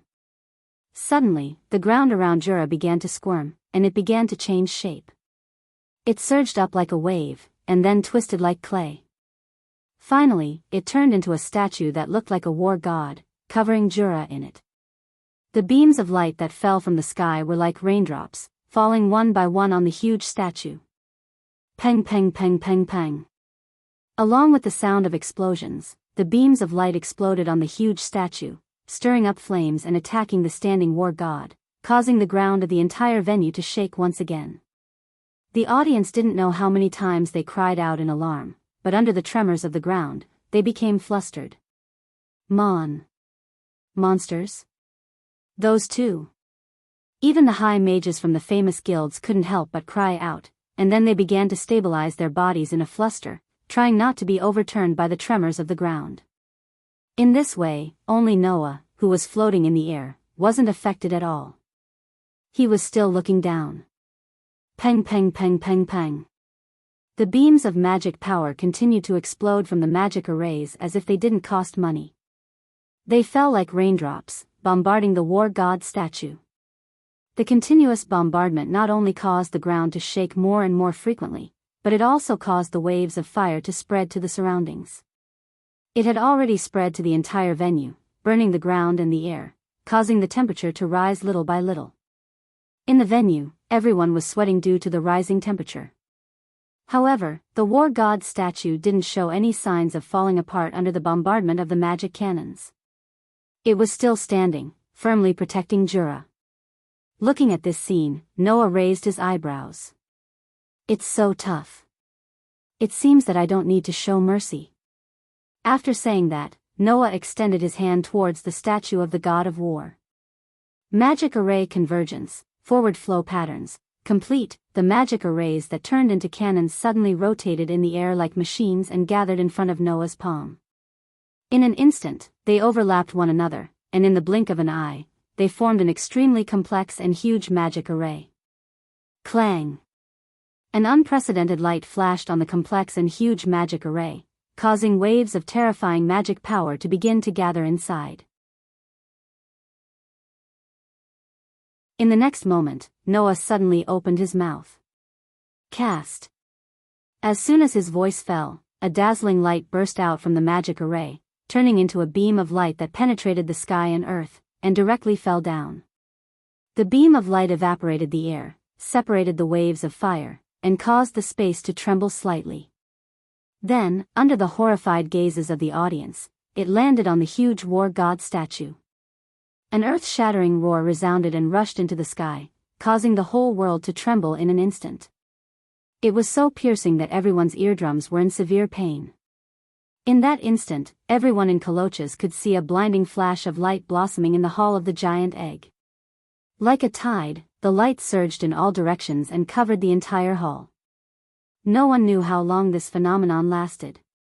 It wasn't until the deafening sound disappeared that the dazzling light gradually dissipated, exposing the Great Demon Battle Arts exhibition ground to the air. Then, the audience who were covering their ears tentatively opened their eyes that were tightly closed because of the dazzling light and looked at the center of the venue. In the next second, everyone immediately sucked in a breath of cold air. What appeared in front of everyone was a real piece of scorched earth. The previously intact ground was not only covered with cracks, but it was also completely scorched black and emitted wisps of smoke. It was as if it had been burned by magma, causing the air to become somewhat dry and hot. The war god statue that protected Tura had long since disappeared, leaving only pieces of gravel covering the entire venue. In the air, Noah carried the unconscious Tura and slowly landed on the ground. Under the sluggish gazes of the audience, Noah indifferently opened his mouth. "So, the winner has been decided, right?" His words woke everyone up from their stupor. The match is over," Chapati hurriedly announced. "Winner. Fairy Tale beat Noah Dole." The cheers that were louder than any of the previous ones soared into the sky, announcing the end of the match.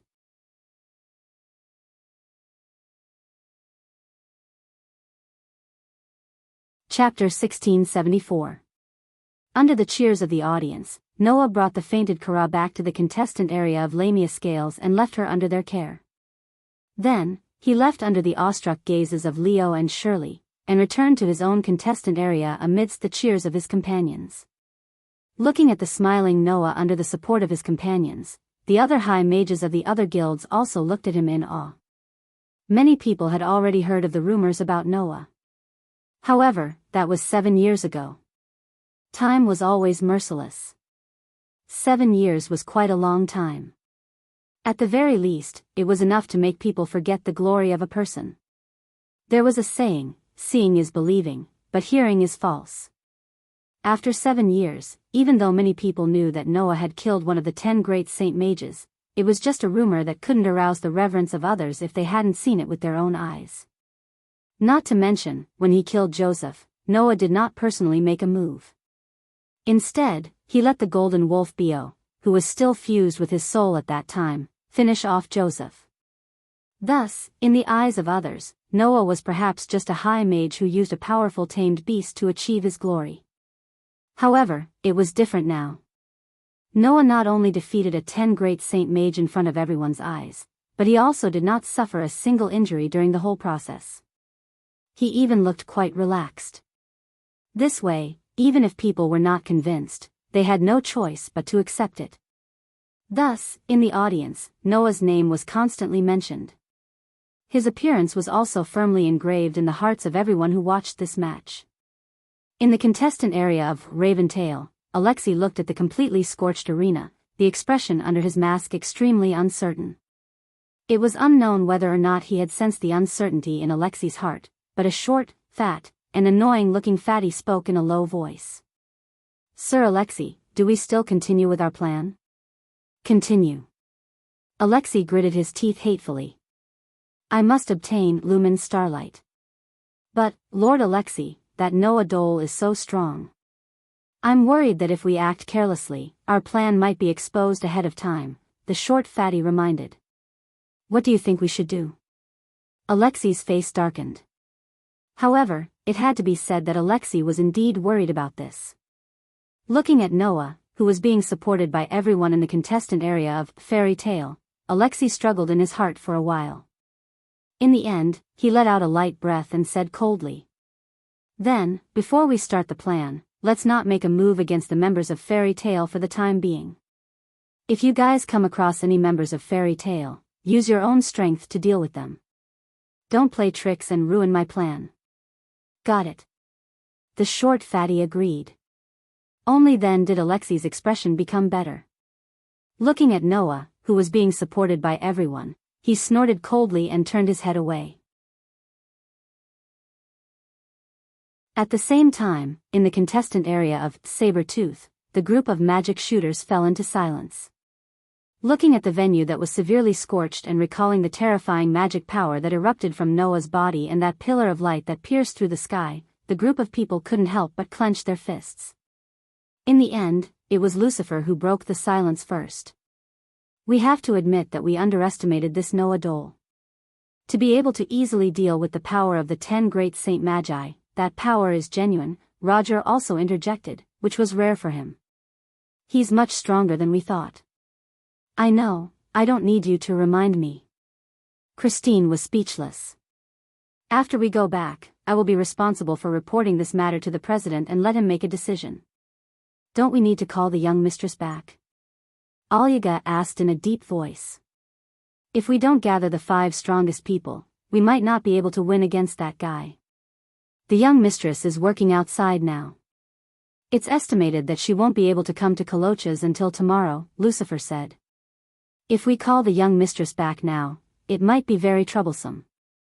There's no need to go to that extent. Christine pursed her lips. The Great Magic Combat Arts Competition isn't a one-person competition, but a guild competition. So what if he's the only strong one?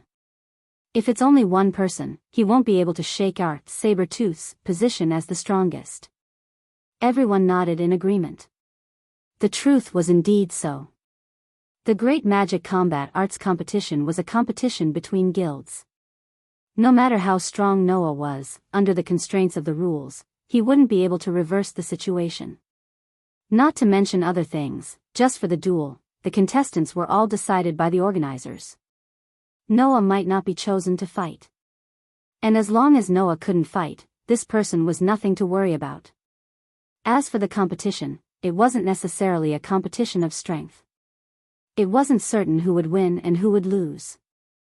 Therefore, although Christine and the others already looked at Noah in a new light, they didn't panic because of it. Besides, no matter how strong Noah was, it had nothing to do with Christine and the others. After all, the opponent that Christine and Roger had their eyes on wasn't Noah in the first place. There's only one person I want to fight. Christine's eyes flashed with a sharp light. Nazda Lagner, if you don't have the strength of Noah Dole, then just wait to kneel in front of me. Gadjaloo. Roger's eyes also flashed. You were once mercilessly defeated by Noah Dole. How strong are you now? Let me see. As for Lucifer and Olga, they didn't have any opponents that they wanted, so they fell silent. Ignoring the conversation of Christine and the others, Xuanai just kept looking in the direction of Noah, her eyes rippling with a strange light. Lord Noah, you are indeed the strongest, but I won't lose to you. No, I can't lose. When the various guilds began to pay attention to Noah, no one noticed. In the corner of the spectator seats, there was a person wearing a black robe and a hood. His face couldn't be seen clearly at all. This person was staring at Noah, who was being supported by his companions in the guild. He couldn't believe it and squeezed out this sentence in a panic. Who is he? There's no such person in the guild. Not a single person paid attention to this sentence. After Noah's match ended, there were 3 more matches. However, these 3 matches weren't as interesting as the one between Noah and Jura. The matchups of the 3 matches are as follows. Blue Pegasus vs Mermaid Heel. Saber-Tooth vs Cotter Cerberus. Fairy Tail A Team vs Raven Tail. In the first match, Lotus from Blue Pegasus took the field and fought against a member of Mermaid Heel. In the end, Lotus won. In the second match, Olga from Saber-Tooth fought against a member of Cotter Cerberus and also won. The third match was between Lucy from Fairy Tail A and a girl named Freya from Raven Tail. She was a member of Fairy Tail, and her opponent was Lucy from Fairy Tail A. Freya was also a member of Raven Tail. In the end, perhaps because of Alexi's instructions, Freya didn't show off too much and was defeated by Lucy, who had learned how to double open the door. Just like this, the 2 teams of Fairy Tail won at the same time in the duel and both earned a valuable 10 points, causing the guild's ranking to jump to the top.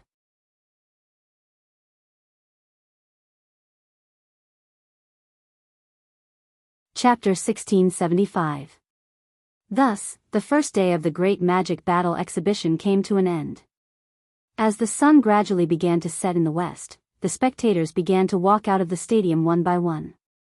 On one hand, they were talking about today's match, and on the other, they were looking forward to tomorrow's match. It had to be said that today's competition could indeed be considered exciting. In the PvP segment, the audience saw with their own eyes the strength of the strongest guild, Saber-Tooth. During the duel segment, the audience saw with their own eyes how terrifying Fairy Tail, once known as the strongest guild in the game, was. Noah and Yuanai's performance made the audience leave the venue with great satisfaction, and they were looking forward to tomorrow's competition. And these people did not realize it. Among the topics they talked about, the name, Fairy Tail, which was despised by everyone before today, kept popping up. The so-called mortals were so realistic. Before, Fairy Tail had shown enough ability, everyone looked down on it. And after Fairy Tail displayed enough power, everyone began to revere it again. In the end, for these people, the world of sorcerers was a world that was difficult to reach. Therefore, the rise of Fairy Tail did not hurt or itch these people at all. As long as the following competition was exciting enough, then, for these ordinary people, it was enough. Of course, at best, it was only for ordinary people. For those sorcerers, the power displayed by Fairy Tail and Saber-Tooth today would definitely make many people think about it. Would Fairy Tail be the one to regain their past glory? Or would Saber-Tooth continue to maintain the title of the strongest? Everyone began to discuss animatedly, and they were looking forward to it. Under such circumstances, no one realized. Unknowingly, they had already begun to compare Fairy Tail with Saber-Tooth. Similarly, no one realized.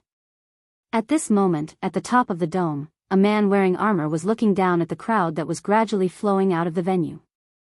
His face was extremely solemn. This person was impressively the commander of the Fiori Kingdom's Sakura Knights that had a short conflict with Noah yesterday, Alcardios. Finally, the great demonic combat arts exhibition is about to begin again. Alcardios muttered to himself. This year is already the 7th year, right? Up until this year, the Great Magic Battle Exhibition had been held for a total of 7 years. 7 years of time was enough to turn the once glorious Fairy Tail into a bottom-feeder guild. It was also enough for the once insignificant Saber-Tooth to rise up and become the strongest guild in the game. But, for the kingdom, these were not that important. The reason why the kingdom held the Great Magic Battle Exhibition was not to entertain the people, but for their own purpose. This purpose, very few people knew. And Alcardios just so happened to be one of the core figures. In order to carry out the kingdom's plan, we spent 7 years preparing. With the Great Magic Battle Exhibition as bait, we made the Magic Guide Guild from all over the kingdom gather here every year and let the elites of these guilds compete in order to collect a large amount of magic. Alcardios slowly raised the corner of his mouth. It seems that after this year's Great Magic Battle Exhibition, we will be able to collect all the magic we need. It would take 7 years to collect the magic power. One could only imagine how much magic power the kingdom required. At least, Alcardios was prepared to use more time to collect the magic. But, this year, there was an anomaly. Noah Dole. To think that he could possess such a level of magic power on his own. What a frightening sorcerer. Alcardios recalled the scene with his own eyes today and revealed a smile with lingering fear and unusual excitement. However, thanks to him, the amount of mana we'll be able to gather this year will definitely be greater than any of the previous years. Once this year's Great Demon Battle Exhibition is over, we'll definitely be able to gather all the mana we need. Not only that. In addition to the large amount of magic, Alcardios and the kingdom's plan required the assistance of another kind of person. Archmages of the Star Spirits. The smile on Alcardios' face became wider. I didn't expect that 2 Archmages of the Star Spirits would appear in this year's Great Magic Battle Exhibition. It's as if fate is starting to help us. The so-called Star Spirit magic was an ancient magic that summoned the star spirits of a total of 88 constellations from the Star Spirit world for one's own use. This ancient magic was not only very rare, but it was also said that if the key to the top of the 88 constellations was collected, it could even be used to change one's fate. To this day, there were only a few people who could use this magic in the entire Fiori Kingdom. And the kingdom's plan just happened to require the power of Archmages of the Star Spirits. For this reason, in the 7 years of collecting magic, the kingdom had spared no effort in searching for archmages of the star spirits. In the end, they could not find a single one. Originally, the kingdom was prepared to give up on searching for archmages of the star spirits and use magic similar to archmages of the star spirits as a substitute to start the plan. Who knew that 2 archmages of the star spirits would appear in this year's Great Magic Battle exhibition? Moreover, those 2 archmages of the star spirits have a certain degree of relationship with Noah Dole. This is really too much of a coincidence. Alcardios looked up at the sky and spread out his hands, loudly declaring, Noah Dole. Lucy Hatfilia. Snow Agulia.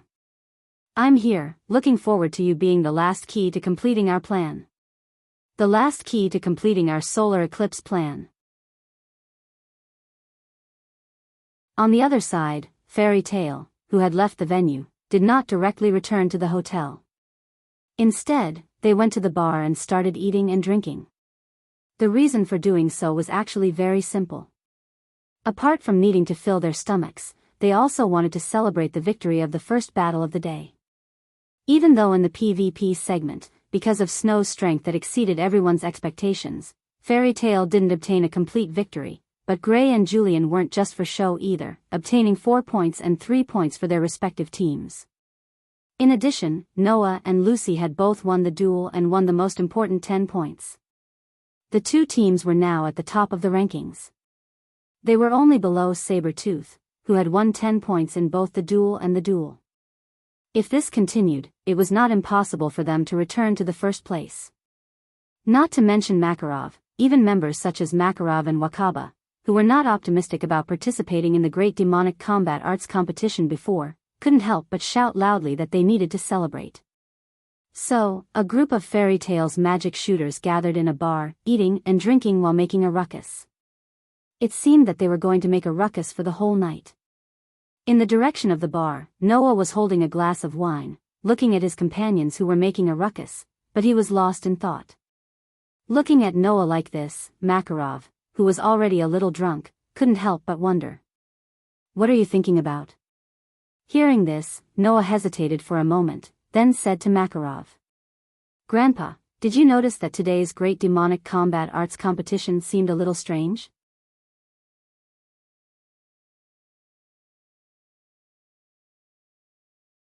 Chapter 1676. Strange place? Makarov was stunned.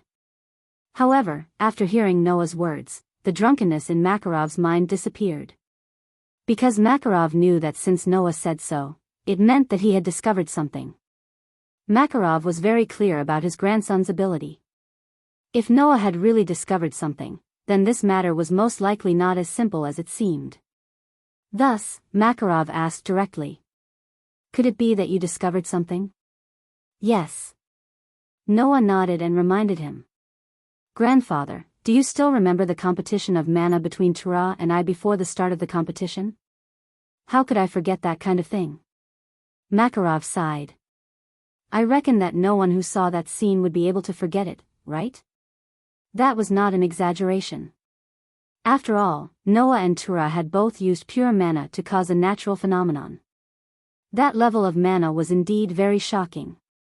Not to mention Kuragu, Noah's magic almost destroyed the entire Frabird egg. Who could forget that kind of scene? At least, as a magic shooter, Makarov would not be able to forget that shocking scene. However, Makarov was only happy about it. Since young, Noah's mana had been different from ordinary people. Before he started learning magic, he was already much stronger than Makarov, who was one of the 10 great Saint Magi. He had even gone berserk and almost destroyed the guild. Because of this, Makarov had let Noah train his mana control since young, and never let Noah learn magic. From then on, Makarov knew. In the future, Noah was destined to soar to the sky. Noah did not disappoint Makarov's expectations. 7 years ago, Noah had already killed one of the 10 great Saint Magi. Back at Skywolf Island, Noah had even killed Hades, who was far more powerful than Makarov, who was one of the top 10 Saint Magi. Therefore, Makarov wasn't surprised at all about Noah's victory over Dura. What Makarov was truly surprised was that Noah's mana had grown to an unimaginable level. That level of mana had caused a phenomenon.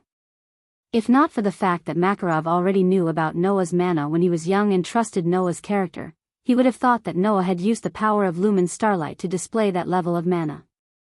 While Makarov was sighing, Noah suddenly said something. In fact, when I was competing with Tura today, I discovered that the mana I released was being absorbed by something. Your mana was being absorbed? Makarov raised his head in surprise and looked at Noah. What's going on? I also don't know, Noah said, somewhat distressed. That's why I asked Grandpa if you found anything strange. After noticing that his mana was being absorbed, Noah deliberately released his perception ability in the next few duels in an attempt to find something. In the end, Noah discovered that it wasn't just him. The other high mages would more or less lose a small amount of mana when using magic. If this small amount of mana was lost under normal circumstances, it would definitely be discovered by the high mages themselves. But during a battle, high mages needed to consume mana, and that level of mana loss was not easy to detect. Only Noah, with his superb perception ability, could discover this phenomenon. If it had been anyone else, they really wouldn't have been able to discover it. Mana has been sucked away?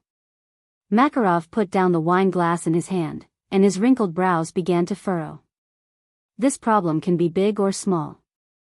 If the mana of the high mages being absorbed was just a coincidence or a natural phenomenon, then there was nothing strange about it. This world was full of all kinds of magical miracles.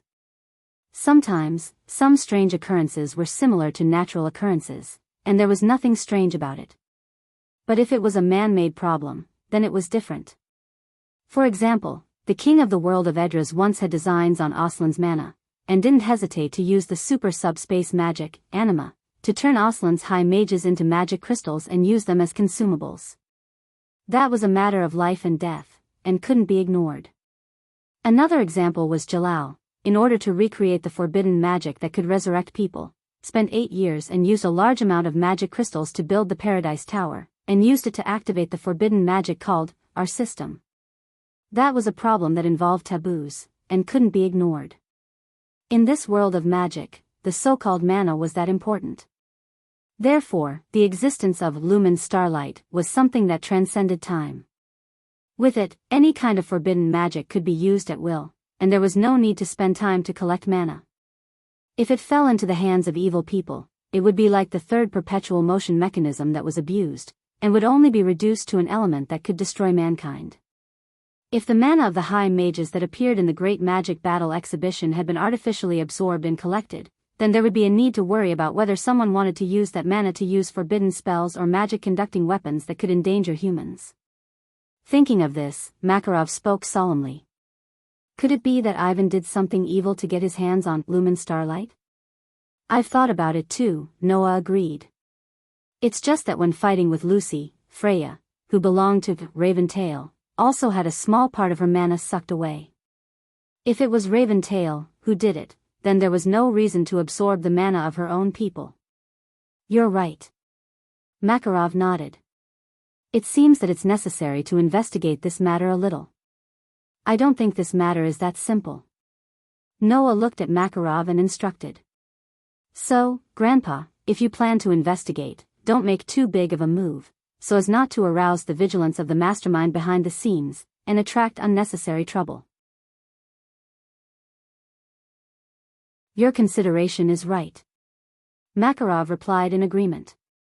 Don't worry, I'll investigate in secret and won't let the matter leak out. Only then did Noah's expression relax a little. At this time, Alusha came to Noah with a joyful expression. Looking at Alusha's happy face, Noah asked curiously. What makes you so happy? It's indeed something to be happy about. Alusha smiled. Noah, if you're free now, why don't you come with me? Go out? Noah blinked. Where are we going? To see someone. The smile on Alusha's face didn't disappear as she said so. No, to be more precise, it should be 2 people. Hearing this, Noah's heart moved as he vaguely knew who Alusha wanted him to see. Under the lead of Alusha, Noah walked out of the hotel and walked to one of the streets of Colossus. Not long after, Noah and Alusha came to a park. And in the park, two figures were standing there, talking about something. Looking at the two figures standing in the park, Noah, who had already guessed who Alusha wanted him to see, thought in his mind. Standing there were two members of the mermaid heel. One was Kagura. The other was the black-robed person who looked at Noah with ridicule and mockery during the qualifier. However, the latter's black robe had been taken off, revealing her original appearance. Taking a closer look, it was a rather sexy and beautiful girl. She wore clothes that looked like a bikini, but also looked like a restraint suit. Her hairstyle was like a cat's, with cat ears protruding like a cat's, and even a cat's tail on her back. She looked like a beautiful cat girl. Noah also knew this girl. And it was 7 years ago in the Paradise Tower. It was Mariana.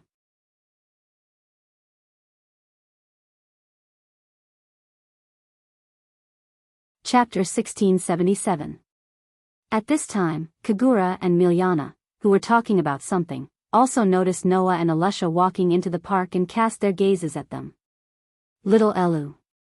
Milyana waved at Alusha happily, then looked at Noah and winked mischievously.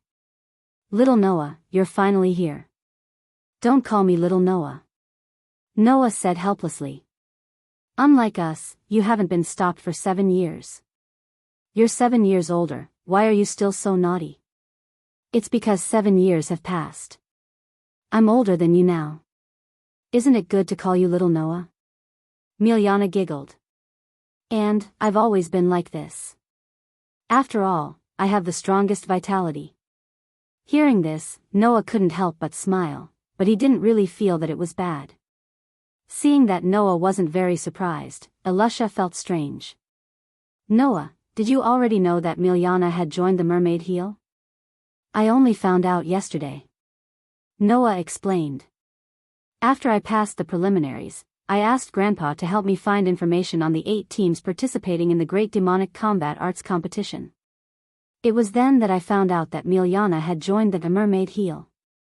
Similarly, Noah also knew that the black-robed person in the mermaid heel was Milyana at that time. So, when Alusha asked Noah to come out and meet people with a happy face, Noah guessed that Alusha had discovered Milyana's true colors. What? Alusha said with some annoyance.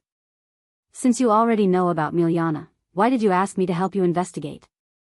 I told you, I only found out after I went back and asked Grandpa to find the information. Noah smiled bitterly. Well, anyway, that's why you found out Milyana's true colors, right? That's right. Milyana hugged Alusha and rubbed Alusha's face while speaking cheerfully. To be honest, when little Elu came to the Mermaid Heel Hotel to find me, I was shocked. I planned to wait until the end of the Great Demon Battle Arts competition to reveal my true colors. Since you're here, you should have met me earlier. Alusha didn't refuse Milyana's intimacy, but she reprimanded her. I missed you guys. I missed you too, little Elu. Milyana smiled and hugged Alusha tightly.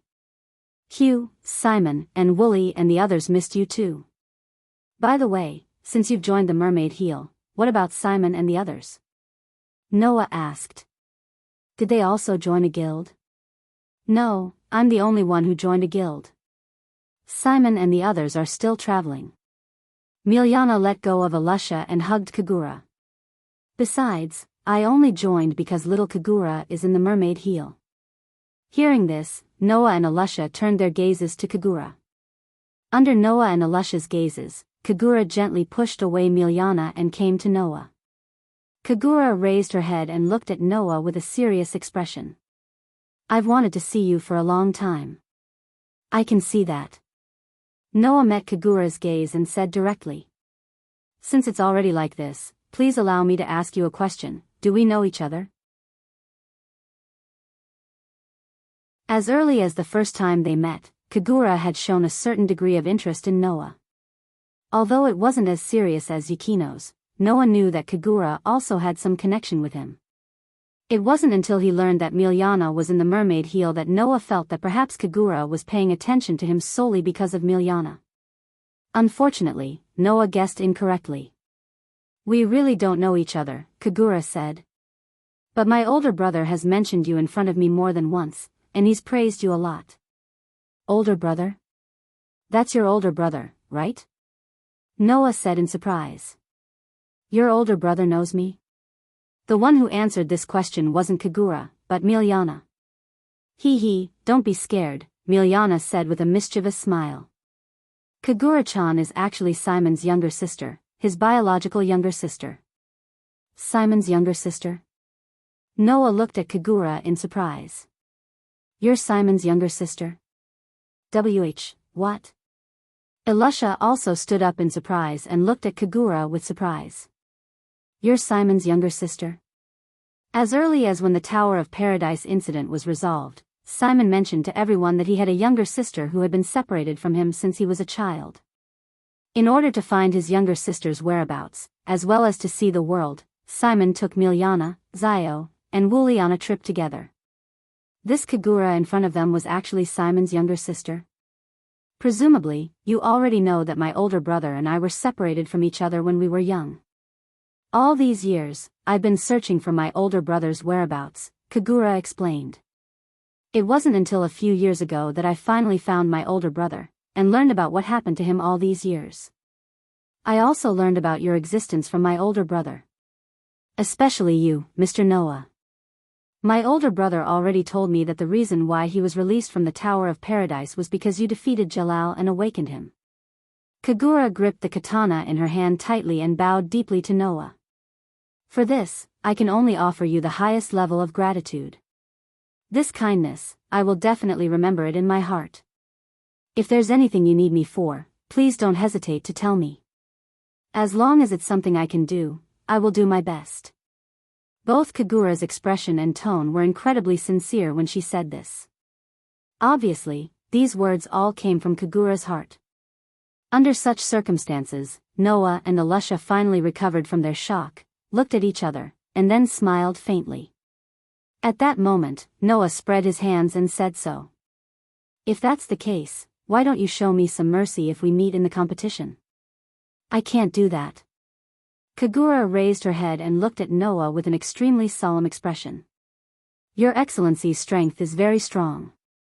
If you show me mercy, I don't have the confidence to win against you. Is that so? Noah smiled faintly. To be praised as the strongest archmage in this year's Great Demon Combat Arts competition, except for that rock iron, Kara, is really something to be proud of. It's a pity that even a rock iron, Kara, was easily defeated by Your Excellency. Kagura's expression slightly relaxed, but she still said so. So, when facing Your Excellency, I will definitely not show you mercy. Please be prepared.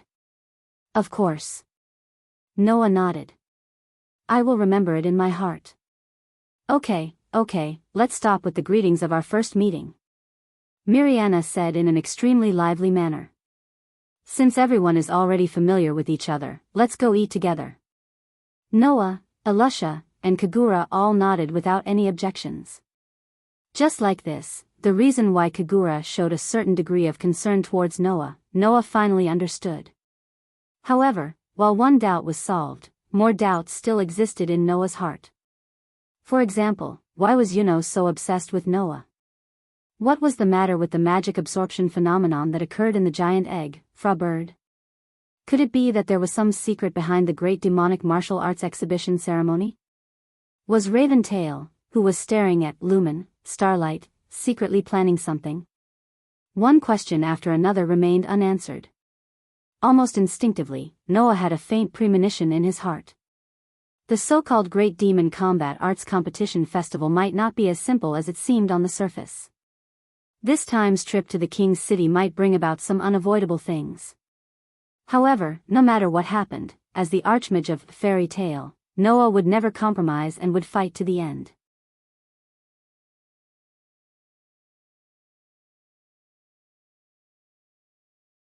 Chapter 1678.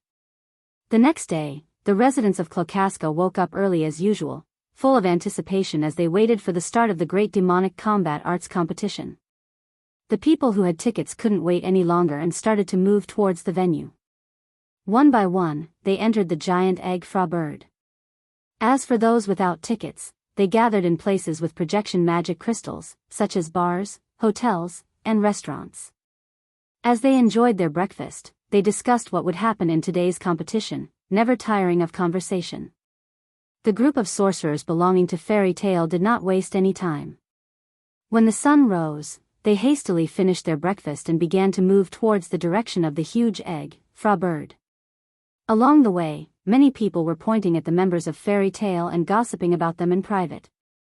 If it had been before yesterday, these people would not have been as simple as pointing and discussing. However, after yesterday's exciting performance, no one dared to look down on Fairy Tale now. They could only cast curious and respectful gazes at Fairy Tale's group. Suddenly, Makeo and Wakaba, who had been looked down upon for 7 years, felt a sense of pride rise in their hearts. Even their backs straightened a lot. Thus, the group arrived at Egg Fra Bird together. Because the contestants and the audience entered from different passageways, Noah's group of 10 contestants separated from Fairy Tale's group and went to another passageway. In the end, they met an unexpected opponent. "Oh, aren't you guys from Fairy Tale?" Sting, who had entered the contestant passageway with Logue, Lucius, Alyaga, and Shuanai, noticed Noah's group. He immediately stopped and looked around at everyone present. Finally, his gaze stopped on Naz, and the corners of his mouth slowly rose. "This is really a fortuitous encounter. I can't believe we met here." Logue, who was walking with Sting, immediately looked at Gadgelu with a cold glint in his eyes. As for Shuanai, she naturally looked straight at Noah. As usual, she only had eyes for Noah. Under such circumstances, Lucius and Alyaga actually looked at the same person. Lucius was looking at Gray. Alyaga was looking at Laxus. The group of people looked at each other from a distance. The sight that met in midair seemed to be able to ignite sparks, and there was a slight smell of gunpowder in the air. The rest of the sorcerers from Fairy Tale, who were not targeted by Saber-Tooth's group, noticed something else that surprised them. That was, besides Sting and Logue were 2 cats. The 2 cats, like Habi, Xia Lulu, and Lily, walked on 2 legs, just like humans. Next to Sting was a cat wearing a vest. Next to Logue was a cat wearing a frog costume. Looking at the 2 cats, Lucy exclaimed in surprise. Could it be that they are surpassers from the world of Edras like Habi, Xia Lulu, and Lily? Her words attracted everyone's attention to the 2 cats. How rude. I forgot to introduce our companions. Sting curled his lips and smiled. Rector, come out and say hello to everyone from Fairy Tale. Hello, everyone, the surpasser named Rector said pretentiously as he adjusted his vest. Flossie, come out and say hello. Yes, sir, the surpasser named Flossie replied slowly and raised his hand. I'm Flossie. Rector is my companion. Flossie is Logue's companion. Sting grinned. I heard you have a companion like Flossie. Naz? Habi is a cat. Naz pointed at Flossie, who was wearing a frog costume. Undoubtedly, this one is a dog. Is there something wrong with your eyes? Gray ridiculed mercilessly. Undoubtedly, that's a frog. Are you Natsukuan? Rector sized Naz up and then said as if he had lost interest. I heard that you are a dragon-slaying archmage like Sting and Logue. I was looking forward to it, but it seems that you have let me down. Rector's words shocked everyone present. Noah was also surprised and looked at Sting and Logue. The same dragon-slaying archmage? Wendy exclaimed as she looked at Sting and Logue. Are you also dragon-slaying archmages? Immediately, Gadgelu and Raxus cast their gazes towards Justin and Logue. It wasn't until then that Noah faintly felt it. Sting and Logue did have the same type of magic as Naz, Gadgelu, Wendy, and Laxus. It was the magic of a dragon. Smell it carefully. The 2 of you do have the smell of a dragon. Gadgelu stared at Sting and Logue. So, you are also dragon-slaying archmages? That's right. The corners of Sting's mouth rose.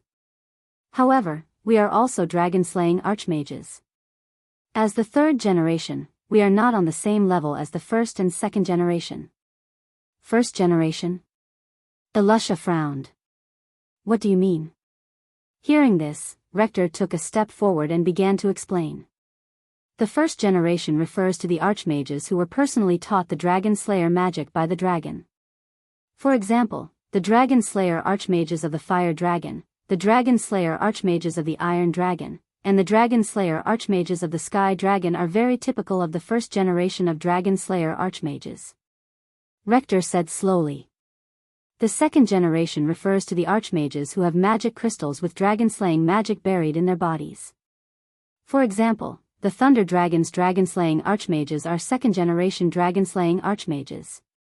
As for the third generation, it refers to dragon-slaying archmages like Sting and Logue. Rector puffed out his chest, as if he was talking about himself, and spoke very proudly. There are dragons who personally teach dragon-slaying magic and bury magic crystals of the same attribute in their bodies. This is the third-generation dragon-slaying archmages. By the way, I am the White Dragon's dragon-slaying archmage, and Logue is the Shadow Dragon's dragon-slaying archmage. Sting spread his hands and smiled proudly at Naz. Although I have no interest in being a dragon-slaying archmage of the old generation, don't look at me like this. In fact, I grew up listening to Brother Naz's legends when I was young. I have admired you since I was a child.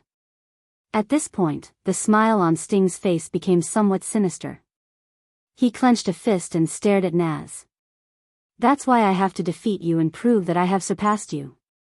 Same for me, Gadjaloo. Logue raised his eyes and looked straight at Gadjaloo. I grew up listening to your legends since I was a child. I will defeat you with my own hands and prove that I am stronger than you. Hearing this, Noah understood why Sting and Logue had been paying so much attention to Naz and Gadjaloo. It turned out that there was such a reason. You. Gadjaloo's gaze became somewhat dangerous. If you can do it, then give it a try.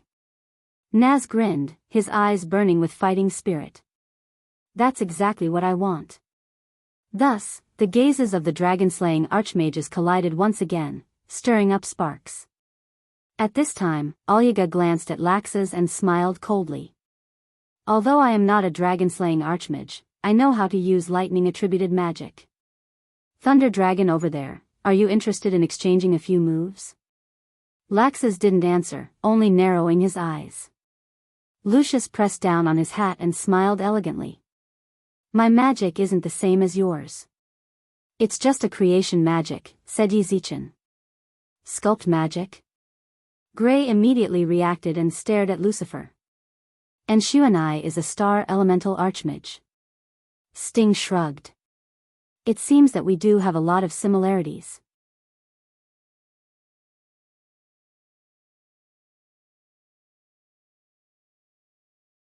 Chapter 1679. After hearing Sting's words, the group of fairy tale magic shooters fell silent. Come to think of it, Fairy Tale Sorcerer and Saber-Tooth Sorcerer did have a lot of similarities. At the very least, the group of magic shooters here had many similarities. Naz, Gadjaloo, Wendy, Sting, and Rog were all Dragon Slayer magic shooters. Laxus and Alyaga were both thunder magic shooters of the Annihilation system. Gray and Lucius were both creation magic shooters. Lucy and Snow were both star magic shooters. In addition, Fairy Tail and Saber-Tooth were once the strongest guild in the kingdom, and the current strongest guild in the kingdom. There were so many coincidences that made it seem like it was fated to happen. However, at this moment, Noah suddenly spoke. Why does your Saber-Tooth want to be the strongest guild? The sudden question stunned the group of Saber-Tooth's magic shooters. When they reacted, Sting was the first to laugh out loud. I thought you wanted to ask something, but it's actually such a question. Do we need a reason to be the strongest? Hearing this, Noah laughed, laughing very disapprovingly. Then, Noah said, that's right. If that's the case, then we are indeed different from you. Sting and the others were stunned. Under such circumstances, Noah took a step forward and came in front of everyone. His gaze swept over Sting, Rog, Lucius, Alyaga, and Yukinai. After a while, he said word by word. The so-called guild is a place where companions, family, and friends gather. Only when everyone gathers together can it be called a guild. Therefore, we will fight for our companions and become the strongest. As for you, you're just fighting for your reputation at best. You're not on the same level as our beliefs. Noah said resolutely. So, we are different. No, it should be said that you can't compare to us. What did you say? Sting, Log, Lucifer, and Alyaga were all enraged. Only Xuanai's heart shuddered slightly after hearing Noah's words. He lowered his head and bit his lips. On the other hand, the members of Fairy Tail all showed expressions of agreement. When they looked at the members of Saber-Tooth, their gazes no longer carried any emotions. In the eyes of the magic shooters from Saber-Tooth, it was as if he was looking down on them from above. Thus, fury rose in the hearts of Sting and the others. However, before they could make a move, Noah turned around as if he didn't want to be entangled with them anymore. Let's go. After saying that, Noah ignored Sting and the others and walked toward the venue. The rest of his companions followed suit one by one, as if they did not want to talk to Saber-Tooth's group anymore. They all walked into the venue together. Wait! Sting shouted. Are you trying to escape? Everyone ignored Sting and continued to walk forward. That action caused the anger in Sting's heart to rise to the peak. Soon after, he was so angry that he laughed. Very well, since that's the case, I will participate in the competition later. Let me completely crush your useless self-confidence. This sentence made Noah stop in his tracks. He turned his head and looked at Sting with an undeniable smile. Likewise, likewise. Just wait and see if your useless self-confidence will be crushed. After saying that, Noah didn't say anything else. He led the members of Fairy Tail into the venue, leaving Sting and the others behind. The anger in their hearts couldn't be quelled for a long time. Behind Sting and the others, Snow looked straight at Noah's departing figure. She recalled Noah's words just now, and her eyes were full of uncertainty. Become the strongest for the sake of your companions. After leaving the field of vision of Sting and the others, Naz immediately spoke. Hey, Elusha, Naz said. Let me participate in the competition later. Everyone's eyes immediately gathered on Naz. Seeing that Naz's face was full of fighting spirit, Elusha, Gray, Lucy, and Wendy looked at each other. Clearly, Naz's fighting spirit had been ignited by Sting. As a high mage of the dragon-slaying realm, Naz should also have the idea of competing with Justin, right? Thus, Elusha nodded. Then I'll leave it to you, Naz. Okay. Naz hammered his palm, his eyes burning with fighting spirit. I'm burning up. In that case, I'll go on our side. Gadjaloo also said, unwilling to be outdone. I've been annoyed by those guys for a long time. Mira, Julian, and Laxa's eyes suddenly gathered on Noah. If the leader of Team A was Elusha, then the leader of Team B was undoubtedly Noah. In this regard, Noah just pondered for a while before looking at Gadjaloo. This time, I won't allow myself to lose to someone from Saber-Tooth. Even so, do you still plan to fight? You won't allow yourself to lose? Gadjaloo revealed a rather dangerous grin. Just what I want. Looking at the dangerous smile on Gadjaloo's face and the strong will in his eyes, Noah stared at Gadjaloo for a while before finally nodding. Then I'll leave it to you. Hello everyone, it's time for the Great Demon Battle Show to begin again. I'm your live reporter, Chabati Laura. I'll be looking forward to today's show. On the rostrum of the Dome Fra Bird, Chapati picked up the microphone and greeted the audience who were cheering loudly. He then introduced Ajima, who was next to him. The person in charge of commentary is still our Mr. Ajma, and the distinguished guest we've invited today is a reporter from Magic Weekly, Mr. Jason. Magic Weekly. Cool. The reporter named Jason shook his arms very excitedly, as if he had been stimulated by something, or simply shocked by lightning, making people unable to ridicule him. Ignoring Jason like this, Chabadi continued to report. After yesterday's Great Demon Battle show, the rankings of the top 8 guilds have changed to a certain extent. The current rankings are as follows. First place, Saber-Tooth, 20p. Second place, Fairy Tail A Team, 14p. Third place, Fairy Tail B Team, 13p. Fourth place, Blue Pegasus, 12p. Fifth place, Lamia Scale, 8p. Sixth place, Raven Tail, 6p. Seventh place, Mermaid Heel, 1p. Eighth place, Cotter Cerberus, 0p. The guild that took the first place is the guild that everyone is familiar with, Saber-Tooth. No wonder they are the strongest guild in the past. Chapati explained enthusiastically. However, behind them, our Fairy Tail is also closely following. There are actually 2 teams occupying the second and third place respectively. It's really unbelievable. The strongest guild in the past is really not just for show. After today's competition, what kind of changes will happen? Let's wait and see. Chabadi announced. Then, the second day of the Great Demon Battle show begins now.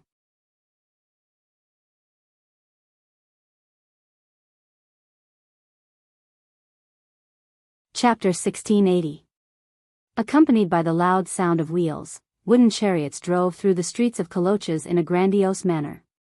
The wooden war chariots were all connected together by iron chains, forming a long line.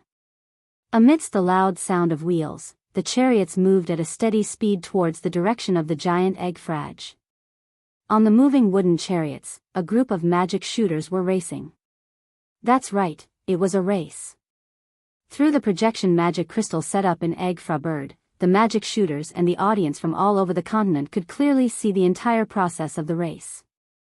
However, it was precisely because of this that all the audience fell into a very strange state of silence when they saw the situation on the projection magic crystal.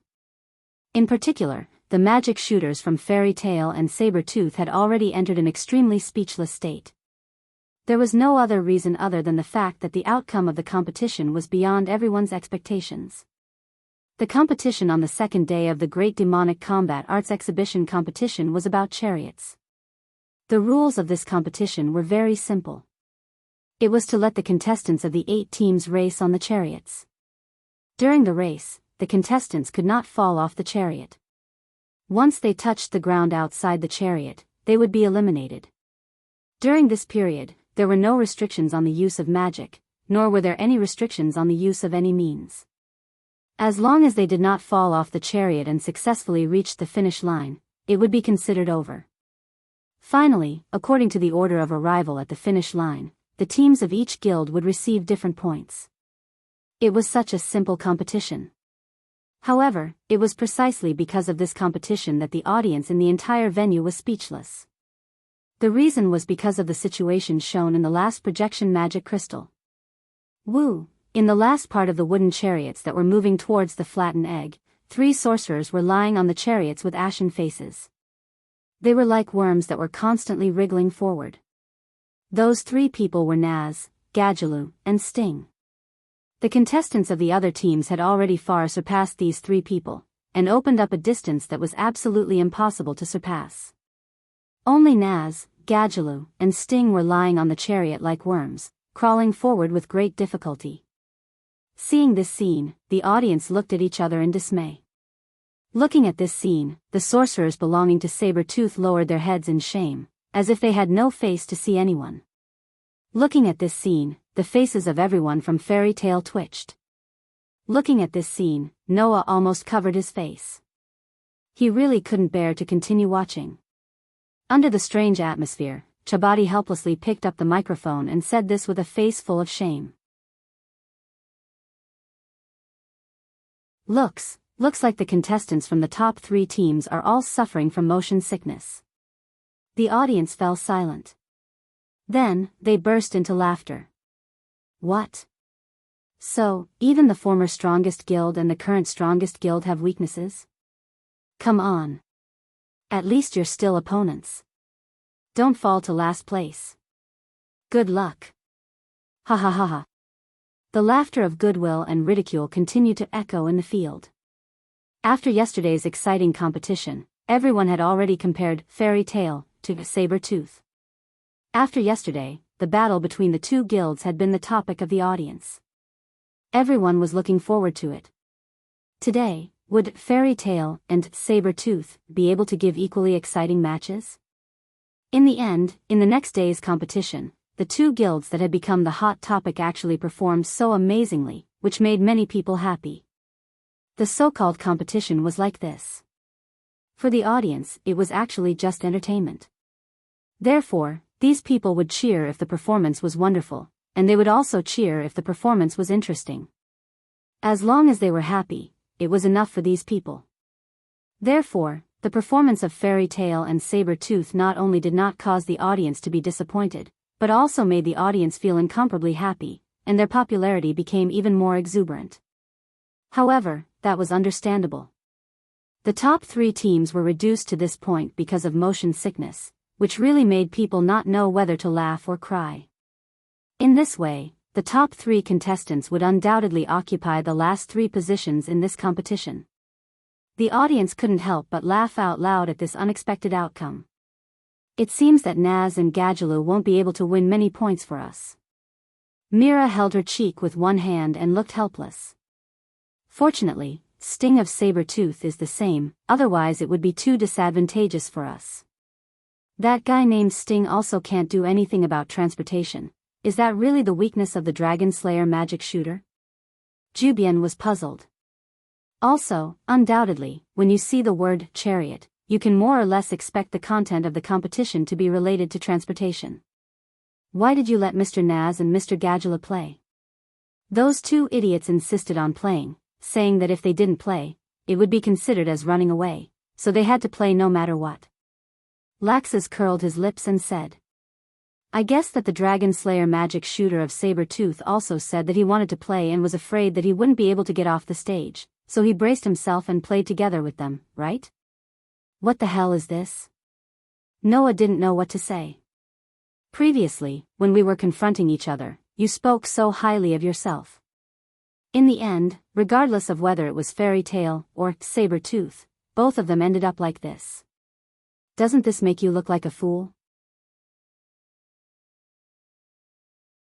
Well, at least Naz and Gadjaloo haven't given up yet. Mira still looked a little helpless, but she comforted him gently. As long as they don't lose to Saber-Tooth, it's fine. In fact, although Naz and Gadjaloo's faces were ashen, they insisted on crawling forward, pulling away from Sting little by little. Sting's face was ugly at this result. He wanted to crawl forward like Naz and Gadjaloo, but he couldn't do it no matter what. Sting, who understood how difficult it was to move forward in a state of motion sickness, finally had a trace of puzzlement and shock. Why? Why can Naz and Gadjaloo insist on moving forward, but I can't? It wasn't until this time that Sting remembered Noah's words. The so-called guild is a place where companions, family, and friends gather. Only when everyone gathers together can it be called a guild. So, we will fight for our companions and become the strongest. And you, at best, are fighting for your reputation, which is not at the same level as our beliefs. So, we are different. No, it should be said that you can't compare to us. Thinking of those words at that time, Sting clenched his teeth and fell silent. Is this the difference between me and them? Is this the reason why they can move forward? Could this be the fairy tale? With these doubts, in the end, Sting was unable to surpass Naz and Gadjaloo. Naz and Gadjaloo took away the 6th and 7th places respectively, obtaining 2 and 1 points, while he himself got 0 points. Under such circumstances, Sting silently returned to the contestant area amidst the laughter of the audience. The previous provocation of Fairy Tale ended with Sting's complete defeat. However, the conflict between the two guilds did not stop there. Next up is the first duel of the day, Fairy Tale B Team Noah Dole vs Saber-Tooth Shuanai Agulia.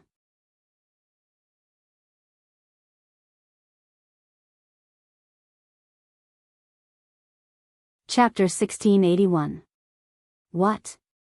Sting, who had just returned to the contestants' area, did not even have time to say a word before he was awakened by this unexpected pairing. Xuanai versus that man? Rog, Lucius, and Olga were equally shocked. As for Xuanai, she was even more stunned. When she came to her senses, her eyes shone with an unprecedented brilliance, and her jade-like hands slowly clenched and trembled under her coat. It was not because of fear, but because of excitement. Finally, she could finally display her strength in front of that lord. How lucky she was. At this moment, Xuanai was only excited, and not fearful at all. On the contrary, the expressions of Sting, Rog, Lucius, and Olga gradually darkened. Because there was no other way. Although Xuanai's strength was not bad, there was still a huge gap between her and one of the 10 great Saint Magi. And her opponent was someone who could easily deal with Jula, who was ranked 5th among the 10 great Saint Magi. Against such an opponent, Xuanai did not have the slightest chance of winning. Hence, the expressions of Sting and the rest were incomparably ugly. On the other side, Noah also showed a somewhat stunned expression because of this unexpected match. How? How could this be? Julian was caught off guard. It's actually Sir Noah versus that Starsoul archmage named Xuanai? Not only Julian, but even Laxus and Gadula looked at Noah in surprise. Previously, Xuanai's persistence towards Noah was something everyone had seen clearly. Although they did not know what relationship Noah had with Xuanai, this matter was definitely not simple. In the end, the organizer actually let Noah and Xuanai have a direct duel. Could it be that this was the so-called fate? Noah. Mira could not help but hug Noah's arm with a worried expression. Hearing Myra's call, Noah gradually withdrew his astonished expression and turned his head to look at Mira. Looking at the worried expression on Myra's face, Noah reached out and patted Myra's hand that was tightly hugging his arm as he spoke softly. Don't worry. I'll be fine. But you still don't know what kind of past you have with that child called Xuanai? Mira seemed to be a little worried. It's too difficult for you to fight that child like this. After all, without knowing what kind of past he had with Xuanai, Noah had no idea where to start. If he was careless and hurt the persistence in Xuanai's heart, it might cause that seemingly strong young girl's heart to shatter into pieces. This way, how could Noah make a move on Xuanai? To be honest, I don't know how to fight that girl named Xuanai. Noah laughed bitterly. However, this is something that I must face. Perhaps, she and I are destined to end this. Closure. Yes, closure. Although he didn't remember what kind of relationship he had with that girl named Xuanai, her persistence towards Noah was real.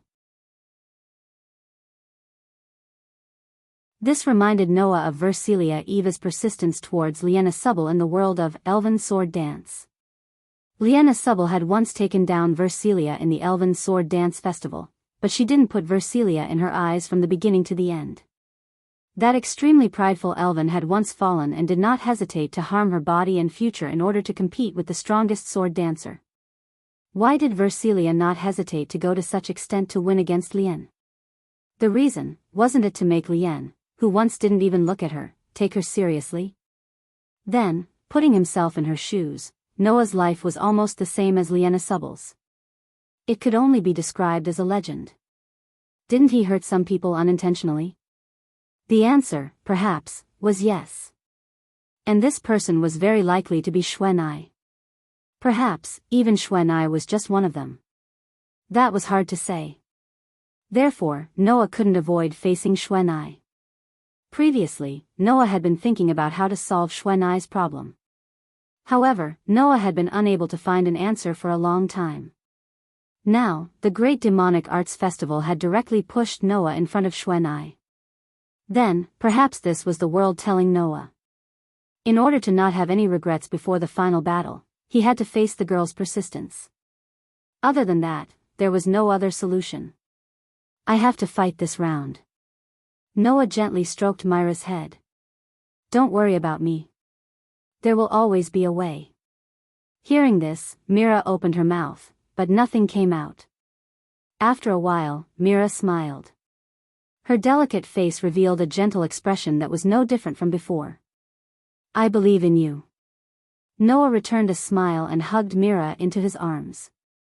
After kissing Myra's forehead, he let go of his fiancée in his arms and walked into the arena under the gaze of his companions. At the same time, Xuanai also slowly walked into the arena under the gaze of her companions. Not long after, Noah and Xuanai entered the arena at the same time. Their gazes instantly met in midair. Oh! The audience in the arena burst into cheers.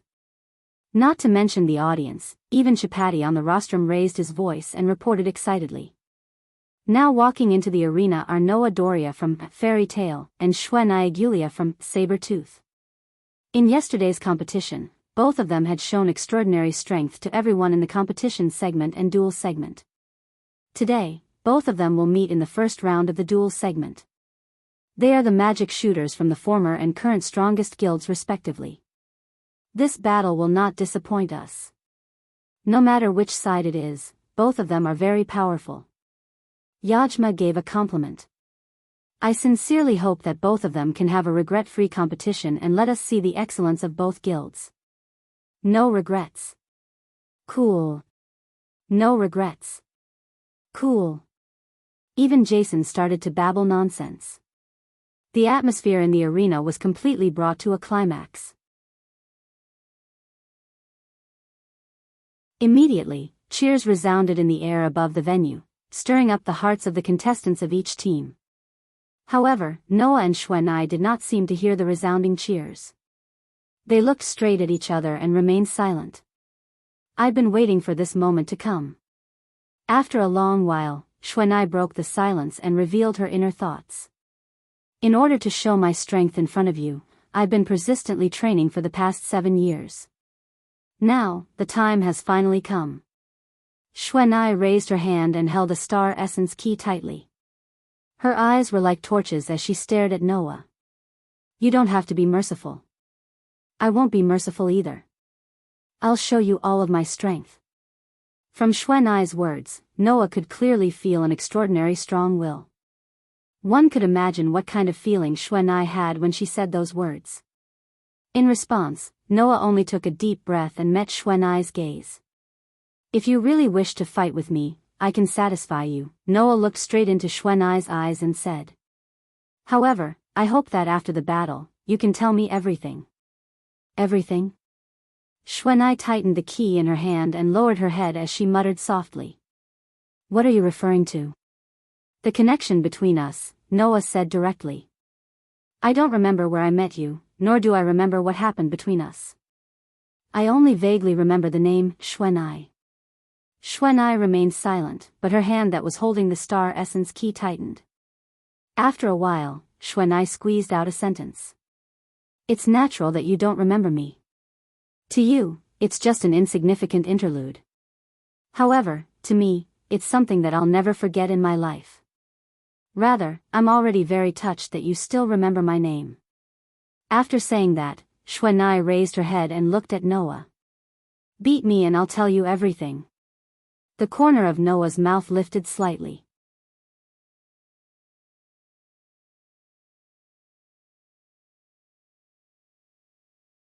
Chapter 1682. Then, on the rostrum, Chabadi glanced at Noah and then at Xuanai. After confirming that both of them were ready, he raised his hand. The first duel of the second day of the Great Demonic Arts Exhibition, Fairy Tale B Team, Noah Doria vs Saber-Tooth, Xuanai Agulia. Begin. As soon as the announcement of the start of the duel, Xuanai immediately took a step back and raised the key in her hand. She began to mobilize all the magic in her body, causing the majestic magic to surge up and infuse into the star soul key in her hand. Accompanied by a slight tremor, the star soul key that was tightly held in Xuanai's hand suddenly bloomed with light. That light gave everyone present a huge shock. Because the light that bloomed from the star soul key in Xuanai's hand was not the golden light that symbolized the star soul of the 12 zodiac gates, but an ominous purple-black light. The ominous black light not only surprised everyone around, it even made Noah frown a little. There was no other reason. At this moment, Noah clearly felt it. In the air, an extremely sticky feeling began to surge like a swamp. Then, Bursts of purplish-black fog appeared without any warning and filled the entire venue. Poison? Noah's frown deepened. No, this is not poison. Not only Noah, but the rest of the people who saw this scene with their own eyes were also puzzled. What is that? Elusha's expression slightly froze. It feels very bad. The smell of the air has changed. Wendy's nose twitched cutely, her little face became a little uncomfortable. That's a very dangerous smell. What is that Xuanai planning to do? Gray was puzzled. I have a bad feeling about this. Lucy's face was even more bewildered. That key doesn't seem to be the key to the 12 zodiac gates.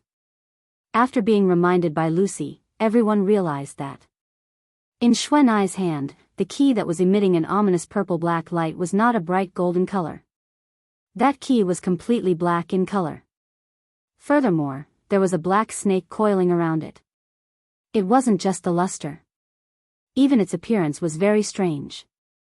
Holding this key, Xuanai said to Noah in an extremely serious manner.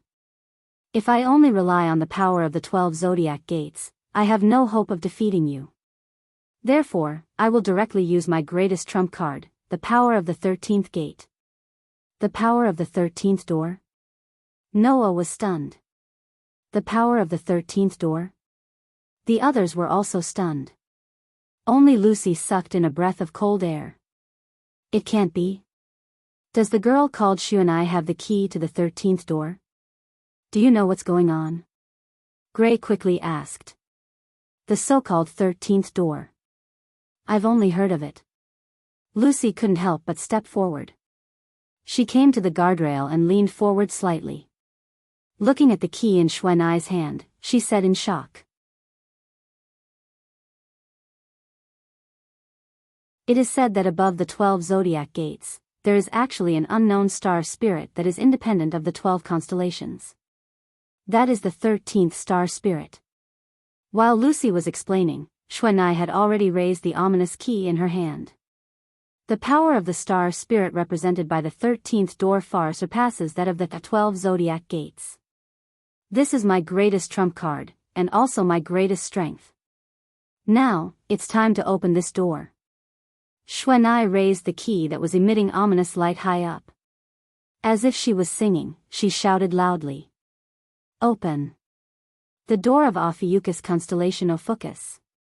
The ominous light emitted from the star spirit key with the black snake coiling around it suddenly flourished. It turned into a burst of black light and instantly enveloped the entire venue. Ding dong. As if there was a light bell ringing, a pitch-black magic formation rotated from the star spirit key that Xuanai raised up high. Immediately after, everyone in the venue showed a horrified expression. Because, a huge black shadow burst out from the pitch-black magic formation. Against the whistling atmosphere, it rushed into the air and appeared in the venue that was covered in black fog. It was a snake. It was a gigantic black snake that was at least several hundred meters long. It was thicker than a pillar that several adults would need to wrap their arms around. It had a machine-like appearance and was covered in layers of scales. Hiss! A bone-chilling shriek rang out. The huge black snake named Ophiuchus slowly wriggled its body. Its pair of snake eyes stared at Noah below. As the snake hissed, the black fog in the surrounding space fluctuated slightly. That appearance, that scene, and that hiss all made people feel a bone-piercing chill in their hearts, causing the surrounding audience to show a horrified expression. Ophiuchus. Xuanai pointed the key that was emitting a purple-black light in her hand at Noah's direction and ordered without hesitation. Go. The murderous glint in Ophiuchus's snake eyes immediately intensified. Whoosh! In the next second, a huge snake tail carried an extremely strong whistling sound as it swept through the space. It stirred up the surrounding black fog, separated the raging wind, and smashed heavily in Noah's direction. Looking at the huge snake tail that was whizzing over, Noah's eyes focused. Without any hesitation, he tapped the ground and retreated quickly. His figure was extremely agile as he leaped out. The huge snake tail that was whizzing over suddenly landed on the ground. With a loud noise, the hard ground was completely blasted open. A large piece of it sunk down and stirred up gravel. Kacha kacha kacha. Cracks like a spider web that fell heavily on the ground and spread out around the snake tail that smashed the ground. In a moment, it spread out to dozens of meters away. Seeing this scene with his own eyes, Noah's eyes narrowed slightly. Before he could do anything, a deep sonic boom suddenly sounded above his head. Noah abruptly stopped in his tracks and raised his head to look at the sky above him. Suddenly, a huge shadow carrying an unparalleled terrifying power fiercely crashed down, imprinted in Noah's eyes. That huge black shadow was the head of Ophucus. The huge head fiercely slammed into the ground, causing an incomparably ferocious force to erupt, shattering the rocky ground, setting off a dense dust and shock waves, causing stone fragments to flutter in the air. However, while the dust and sand were spreading, a figure suddenly rushed out from the rising dust cloud and shot into the sky. Immediately, it landed on top of Ophucus's head. Seeing this, Xuan'ai ordered, "Ophucus, throw him down." The huge snake named Ophucus immediately let out a long hiss, suddenly twisted its body, and scuttled into the sky. The terrifying centrifugal force and pressure directly acted on Noah, who was standing on top of Ophucus's head. If it was an ordinary person, he would have been thrown out and fell to the ground, directly falling to his death. Unfortunately, Noah was not an ordinary person. Even if he had lost his ability points now, the 3 to 4 years of training was not for show. Therefore, Noah was like a gecko, crouching down and tightly grabbing onto Ophucus's scales with one hand. He stood firmly on top of Ophucus's head, and no matter how Ophucus tried to escape, he did not throw him off. That scene was simply like a knight who had tamed a divine dragon. It was very majestic. "Oh!" The audience began to exclaim in surprise. However, Xuan'ai felt anxious and shouted loudly, "Ophucus!" Ophucus suddenly let out a long hiss, turned around in midair, and scuttled downwards. He fell from the sky and hit the ground with his head again. Amidst the muffled explosion, a dense dust cloud once again shook the venue, causing the ground to tremble slightly. However, before that, Noah had already jumped down from Ophucus's head and landed on the ground. The whole process was as smooth as flowing water. The audience was not stingy with their cheers, and they cheered for Noah.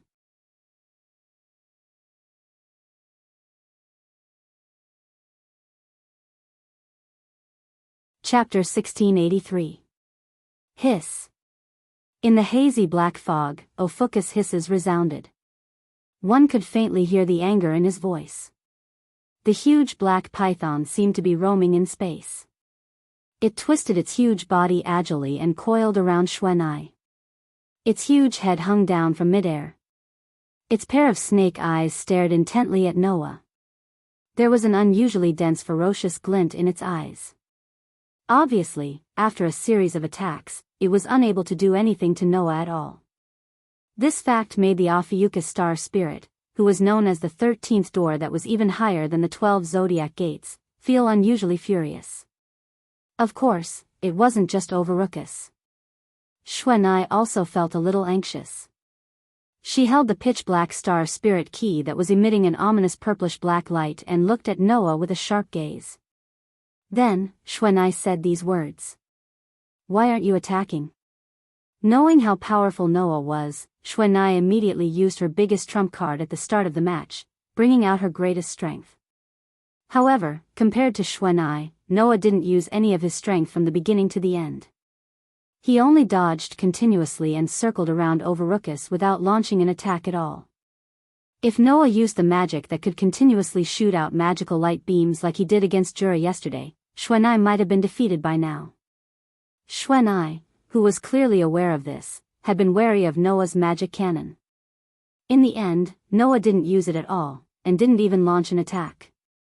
This made Xuan'ai, who was full of energy from the beginning just to let Noah see her growth, feel like she was being looked down upon and betrayed. She couldn't help but feel a dark emotion rising in her heart. Under Xuan'ai's sharp gaze, Noah only slowly opened and closed his hand. After being silent for a while, he suddenly opened his mouth and spoke. After a moment of silence, he suddenly said, "Because I don't know how much power I should use to deal with you." Upon hearing this, Xuanai was slightly taken aback, and then some anger finally appeared in her eyes. "In other words, are you looking down on me? No, you're very strong. Even in my guild, your strength is definitely enough to rank in the top 10 magic shooters. Other than the president, only the current S-rank magic shooters in the guild can guarantee a complete victory over you." Noah shook his head and looked directly at Xuanai. "However, I'm an exception." "An exception?" Xuanai frowned in confusion. "What do you mean?"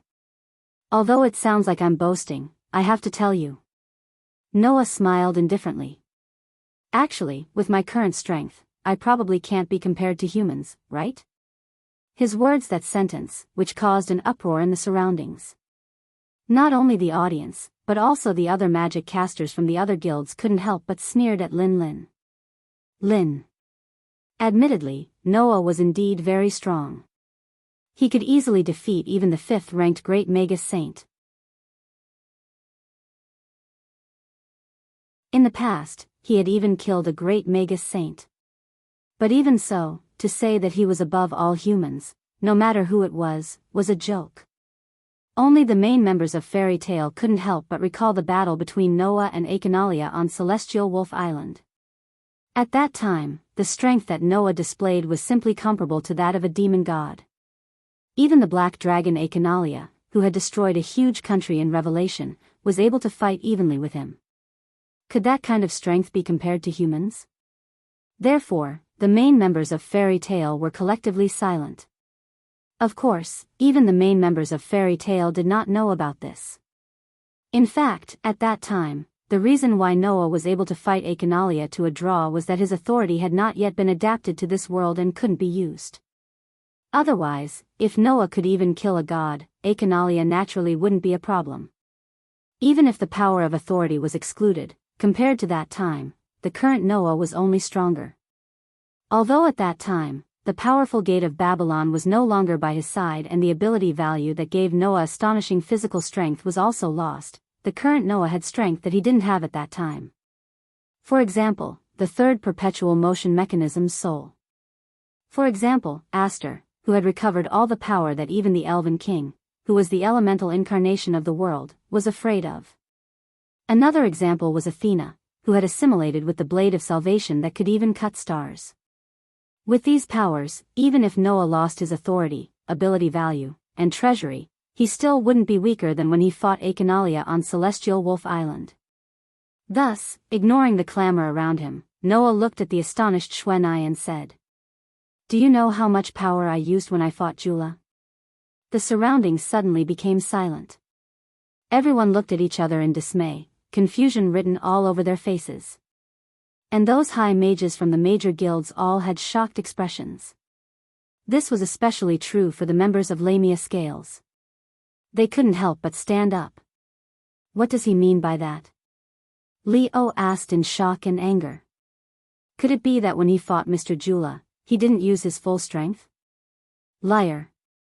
Surely Leah shouted indignantly. That's definitely a lie. Among the shocked and angry high mages of Lamia Scale, Jula didn't say anything. His eyes were fixed on Noah's body, and his eyes began to flicker. Under such circumstances, Noah spoke bluntly. "I'll be direct. At that time, the power I used was probably less than 1% of my full strength, right?" Hearing this sentence clearly, everyone opened their eyes wide. Jula's eyes suddenly set off waves, and finally, he laughed bitterly. "Less than 1%? What a joke!" Leo said angrily. "How could that kind of thing be true?" It wasn't just the Lamia Scale sorcerer. Everyone present snorted in contempt. This included the members of Saber-Tooth. "There should be a limit to boasting," Alyaga said sarcastically. "Using less than 1% of his power to easily defeat the 5th of the 10 great Saint Mages? Does he really think that people will believe such words?" Sting, Roger, and Lucifer also had a look of ridicule on their faces. The surrounding audience suddenly began to point at Noah, obviously not believing Noah's words at all. Noah acted as if he didn't hear the clamor and mockery from the surroundings, and continued to speak. So, from the beginning, I didn't think of using my full strength in this great demon battle drill. As long as I can guarantee victory, that's enough. At this point, Noah looked directly at Xuanai. However, facing you, I'm somewhat conflicted. If I don't use my full strength, I feel that I'm really looking down on you. Because of this, I didn't make a move.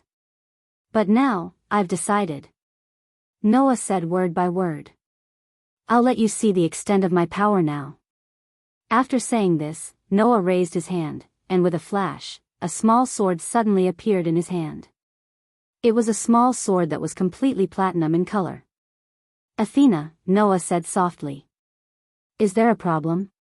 A voice immediately sounded in Noah's heart. Facing such an opponent, you still need to use me. I really can't do anything about you. Athena smiled sweetly. However, this concubine is already yours. We are destined to be together, so you can do whatever you want with me. The corners of Noah's mouth slowly rose. At this moment, the endless energy in Noah's body was transformed into divine might. Like a wild flow of turbulence, it surged into the small platinum sword in his hand under Noah's control. Clang! Immediately, a dazzling radiance as bright as the sun blossomed from the small platinum sword. That brilliance illuminated the entire world.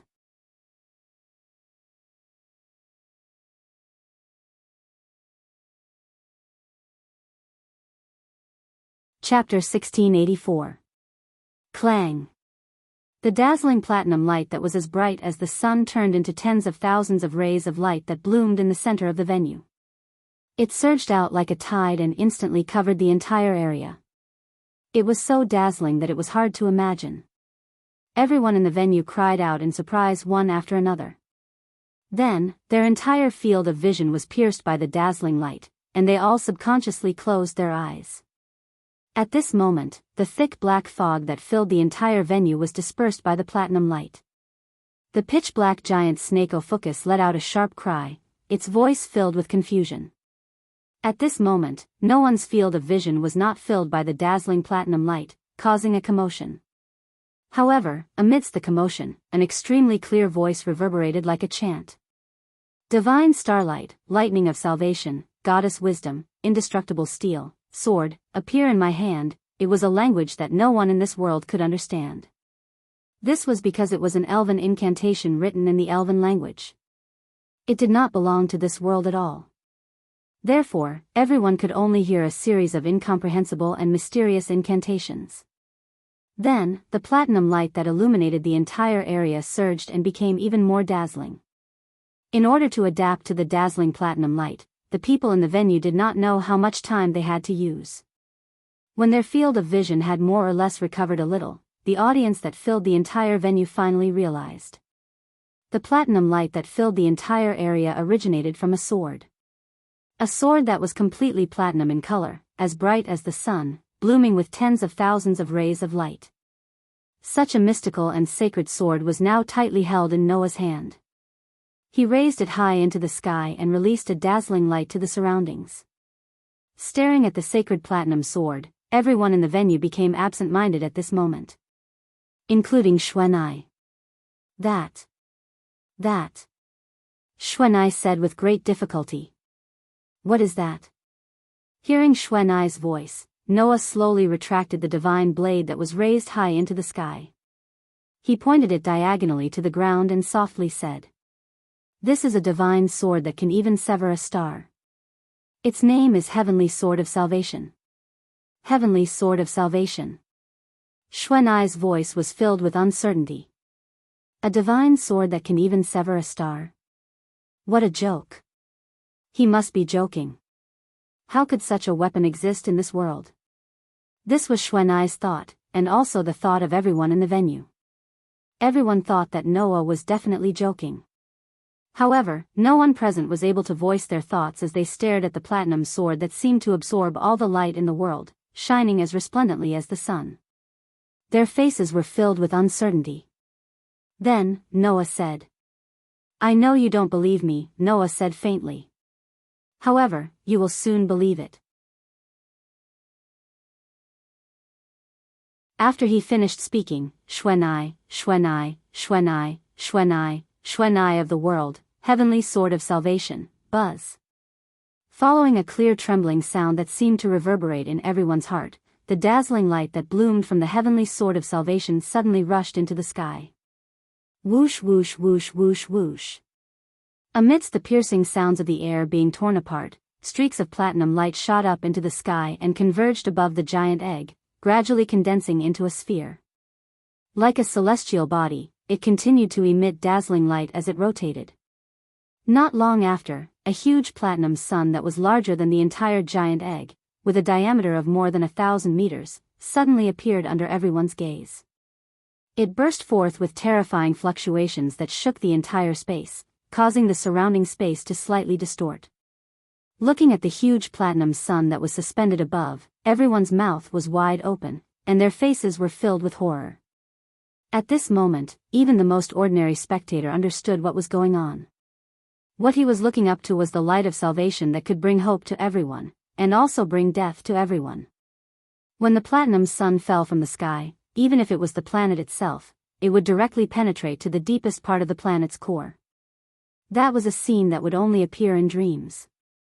That scene was both sacred and terrifying. Impossible. Justin looked up at the platinum sun, as if he had lost his soul, and murmured lifelessly. Impossible, that kind of thing, that kind of thing. Lucius said in a trembling voice. How could there be, monster? Alyaga's voice was filled with fear. That guy is a monster. Is that his true power? Even Rog stared at the sun in the sky in a daze, his hands trembling slightly. Is that why humans can't be compared to him? Without a doubt, that was not a power that humans could resist. In the face of such power, even the strongest guild in the Fiori Kingdom, what could they do? Facing such power, as long as they were human, they could only look up. That was because in the face of such power, humans were just too insignificant. If even the entire human race was so insignificant, then the so-called strongest guild in the kingdom was even more insignificant. Hence, regardless of whether it was the most ordinary spectator or an existence known as one of the 10 strongest saint archmages of the continent, they could only look up at the incomparably dazzling sun at this moment, falling into an inextricable state of shock. Hiss. The Ophiuchus star spirit called Ophiuchus roared at the sun in the sky, but his voice was filled with fear. Shwenai couldn't help but take 2 steps back, her entire body trembling, and her eyes filled with horror. Looking at Shwenai, Noah's voice was so calm that it was terrifying. Surrender. It was a simple sentence, but it made Shwenai's heart tremble. Shwenai clenched her teeth, desperately trying to raise the star spirit key in her hand, but she didn't know why she couldn't exert any strength, causing the hand that was holding the star spirit key to tremble uncontrollably. Looking at the elven magic device called Heavenly Sword of Salvation, raised up high, and easily created a sun, displaying terrifying power, Shwenai's heart was filled with despair. There was no chance of winning. There was absolutely no chance of winning. Even if she fought back, he only needed to gently wave the heavenly sword in his hand, and everything would be over. Not only the girl called Shwenai. It wasn't just the star spirit named Ophiuchus. As long as Noah waved the heavenly sword of salvation in his hand, the sun in the sky would fall, then, including the mountain where the giant egg Fractoria sat, including the city of Crocus in the center of the Fiori Kingdom, everything would disappear in an instant. Therefore, Shwenai had no chance of winning. No. In the face of such power, even if all the humans in this world combined, they still had no chance of winning. Understanding this point, the star spirit key in Shwenai's hand finally slid down. Ding! With a crisp sound, the jet-black star spirit key fell to the ground, and the purplish-black radiance on it disappeared bit by bit. Hiss! Ophiuchus let out a sigh of relief, and his figure also disappeared in the air, returning to the star spirit realm. As for Shwenai, she directly knelt on the ground with her hands on the ground, lowered her head, and her delicate body kept trembling. After a long time, Xuanai finally squeezed out a voice as if she was sobbing. "I surrender." This voice was extremely clear. Because, other than this voice, there was no other voice in the venue.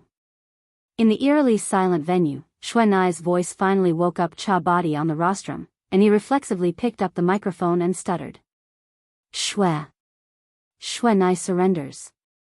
Therefore, the winner is Noah Doria from Fairy Tale B Team. Thus, the winner was decided.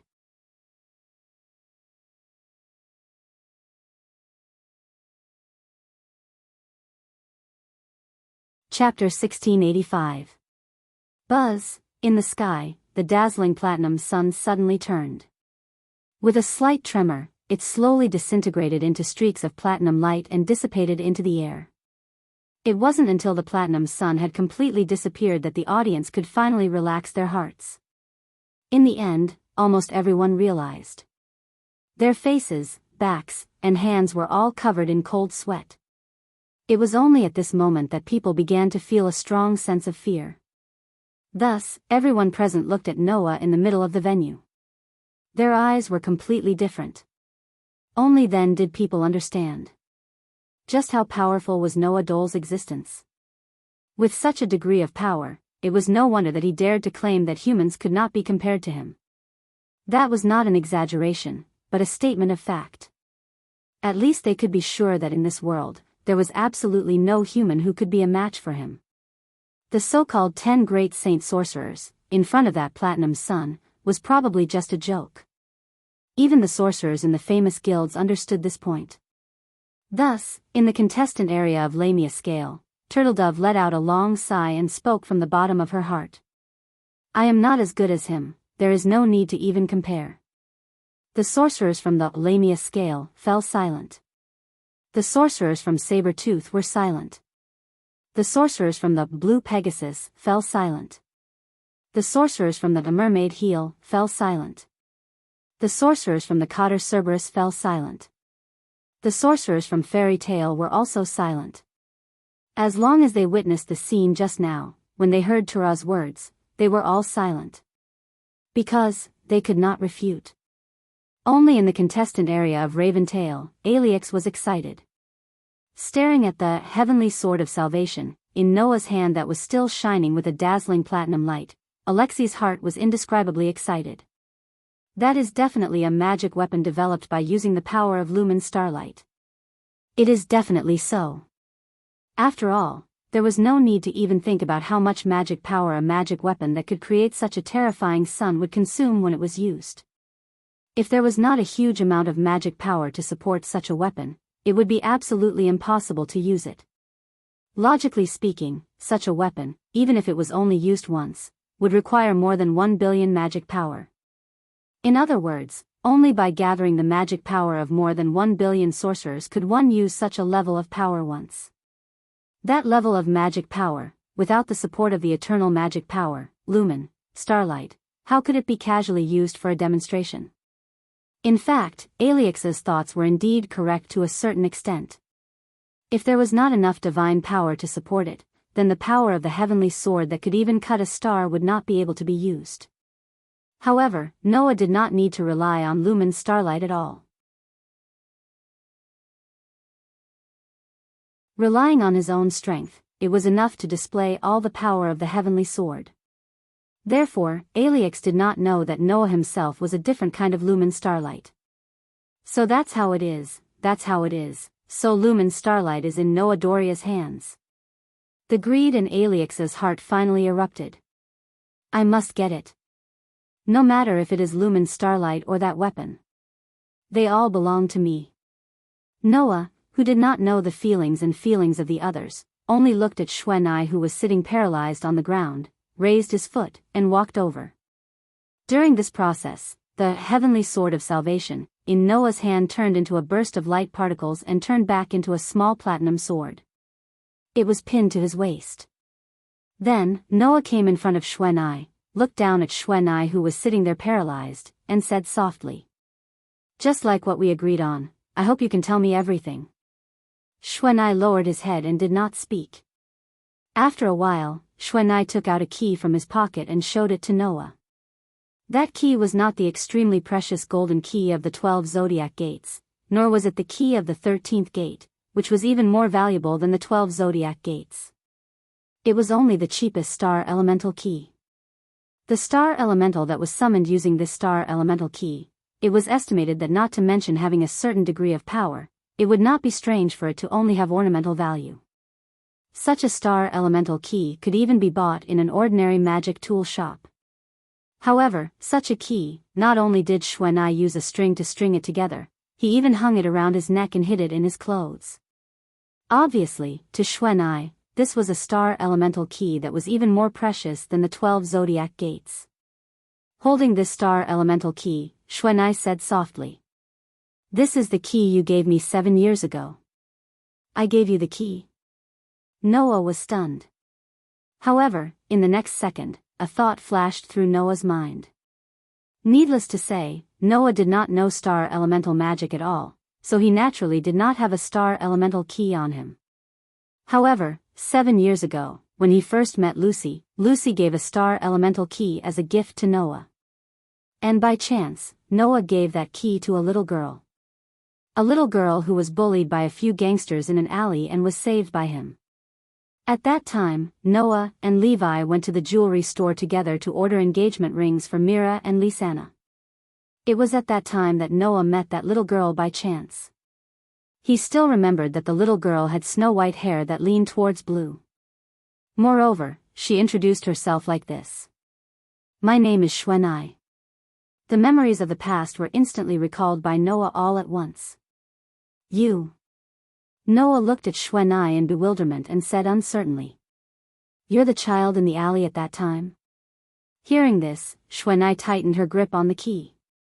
She finally raised her head and looked at Noah. "So, you still remember me?" At this moment, a smile finally appeared on Xuanai's face. However, that smile seemed a little sad. "At that time, Lord Noah told me that he hoped that I could become a powerful magic shooter. In order to live up to your expectations, I have been training hard all these years. I only hope that one day, I can stand proudly in front of you and tell you that I have become a powerful magic shooter." Xuanai's expression became a little self-deprecating as she said this. "It's a pity that I didn't understand how weak I was until now." "You?" Noah opened his mouth and sighed softly. "You're not weak. I've said it before, you're already very strong. But, to you, I'm incomparably weak."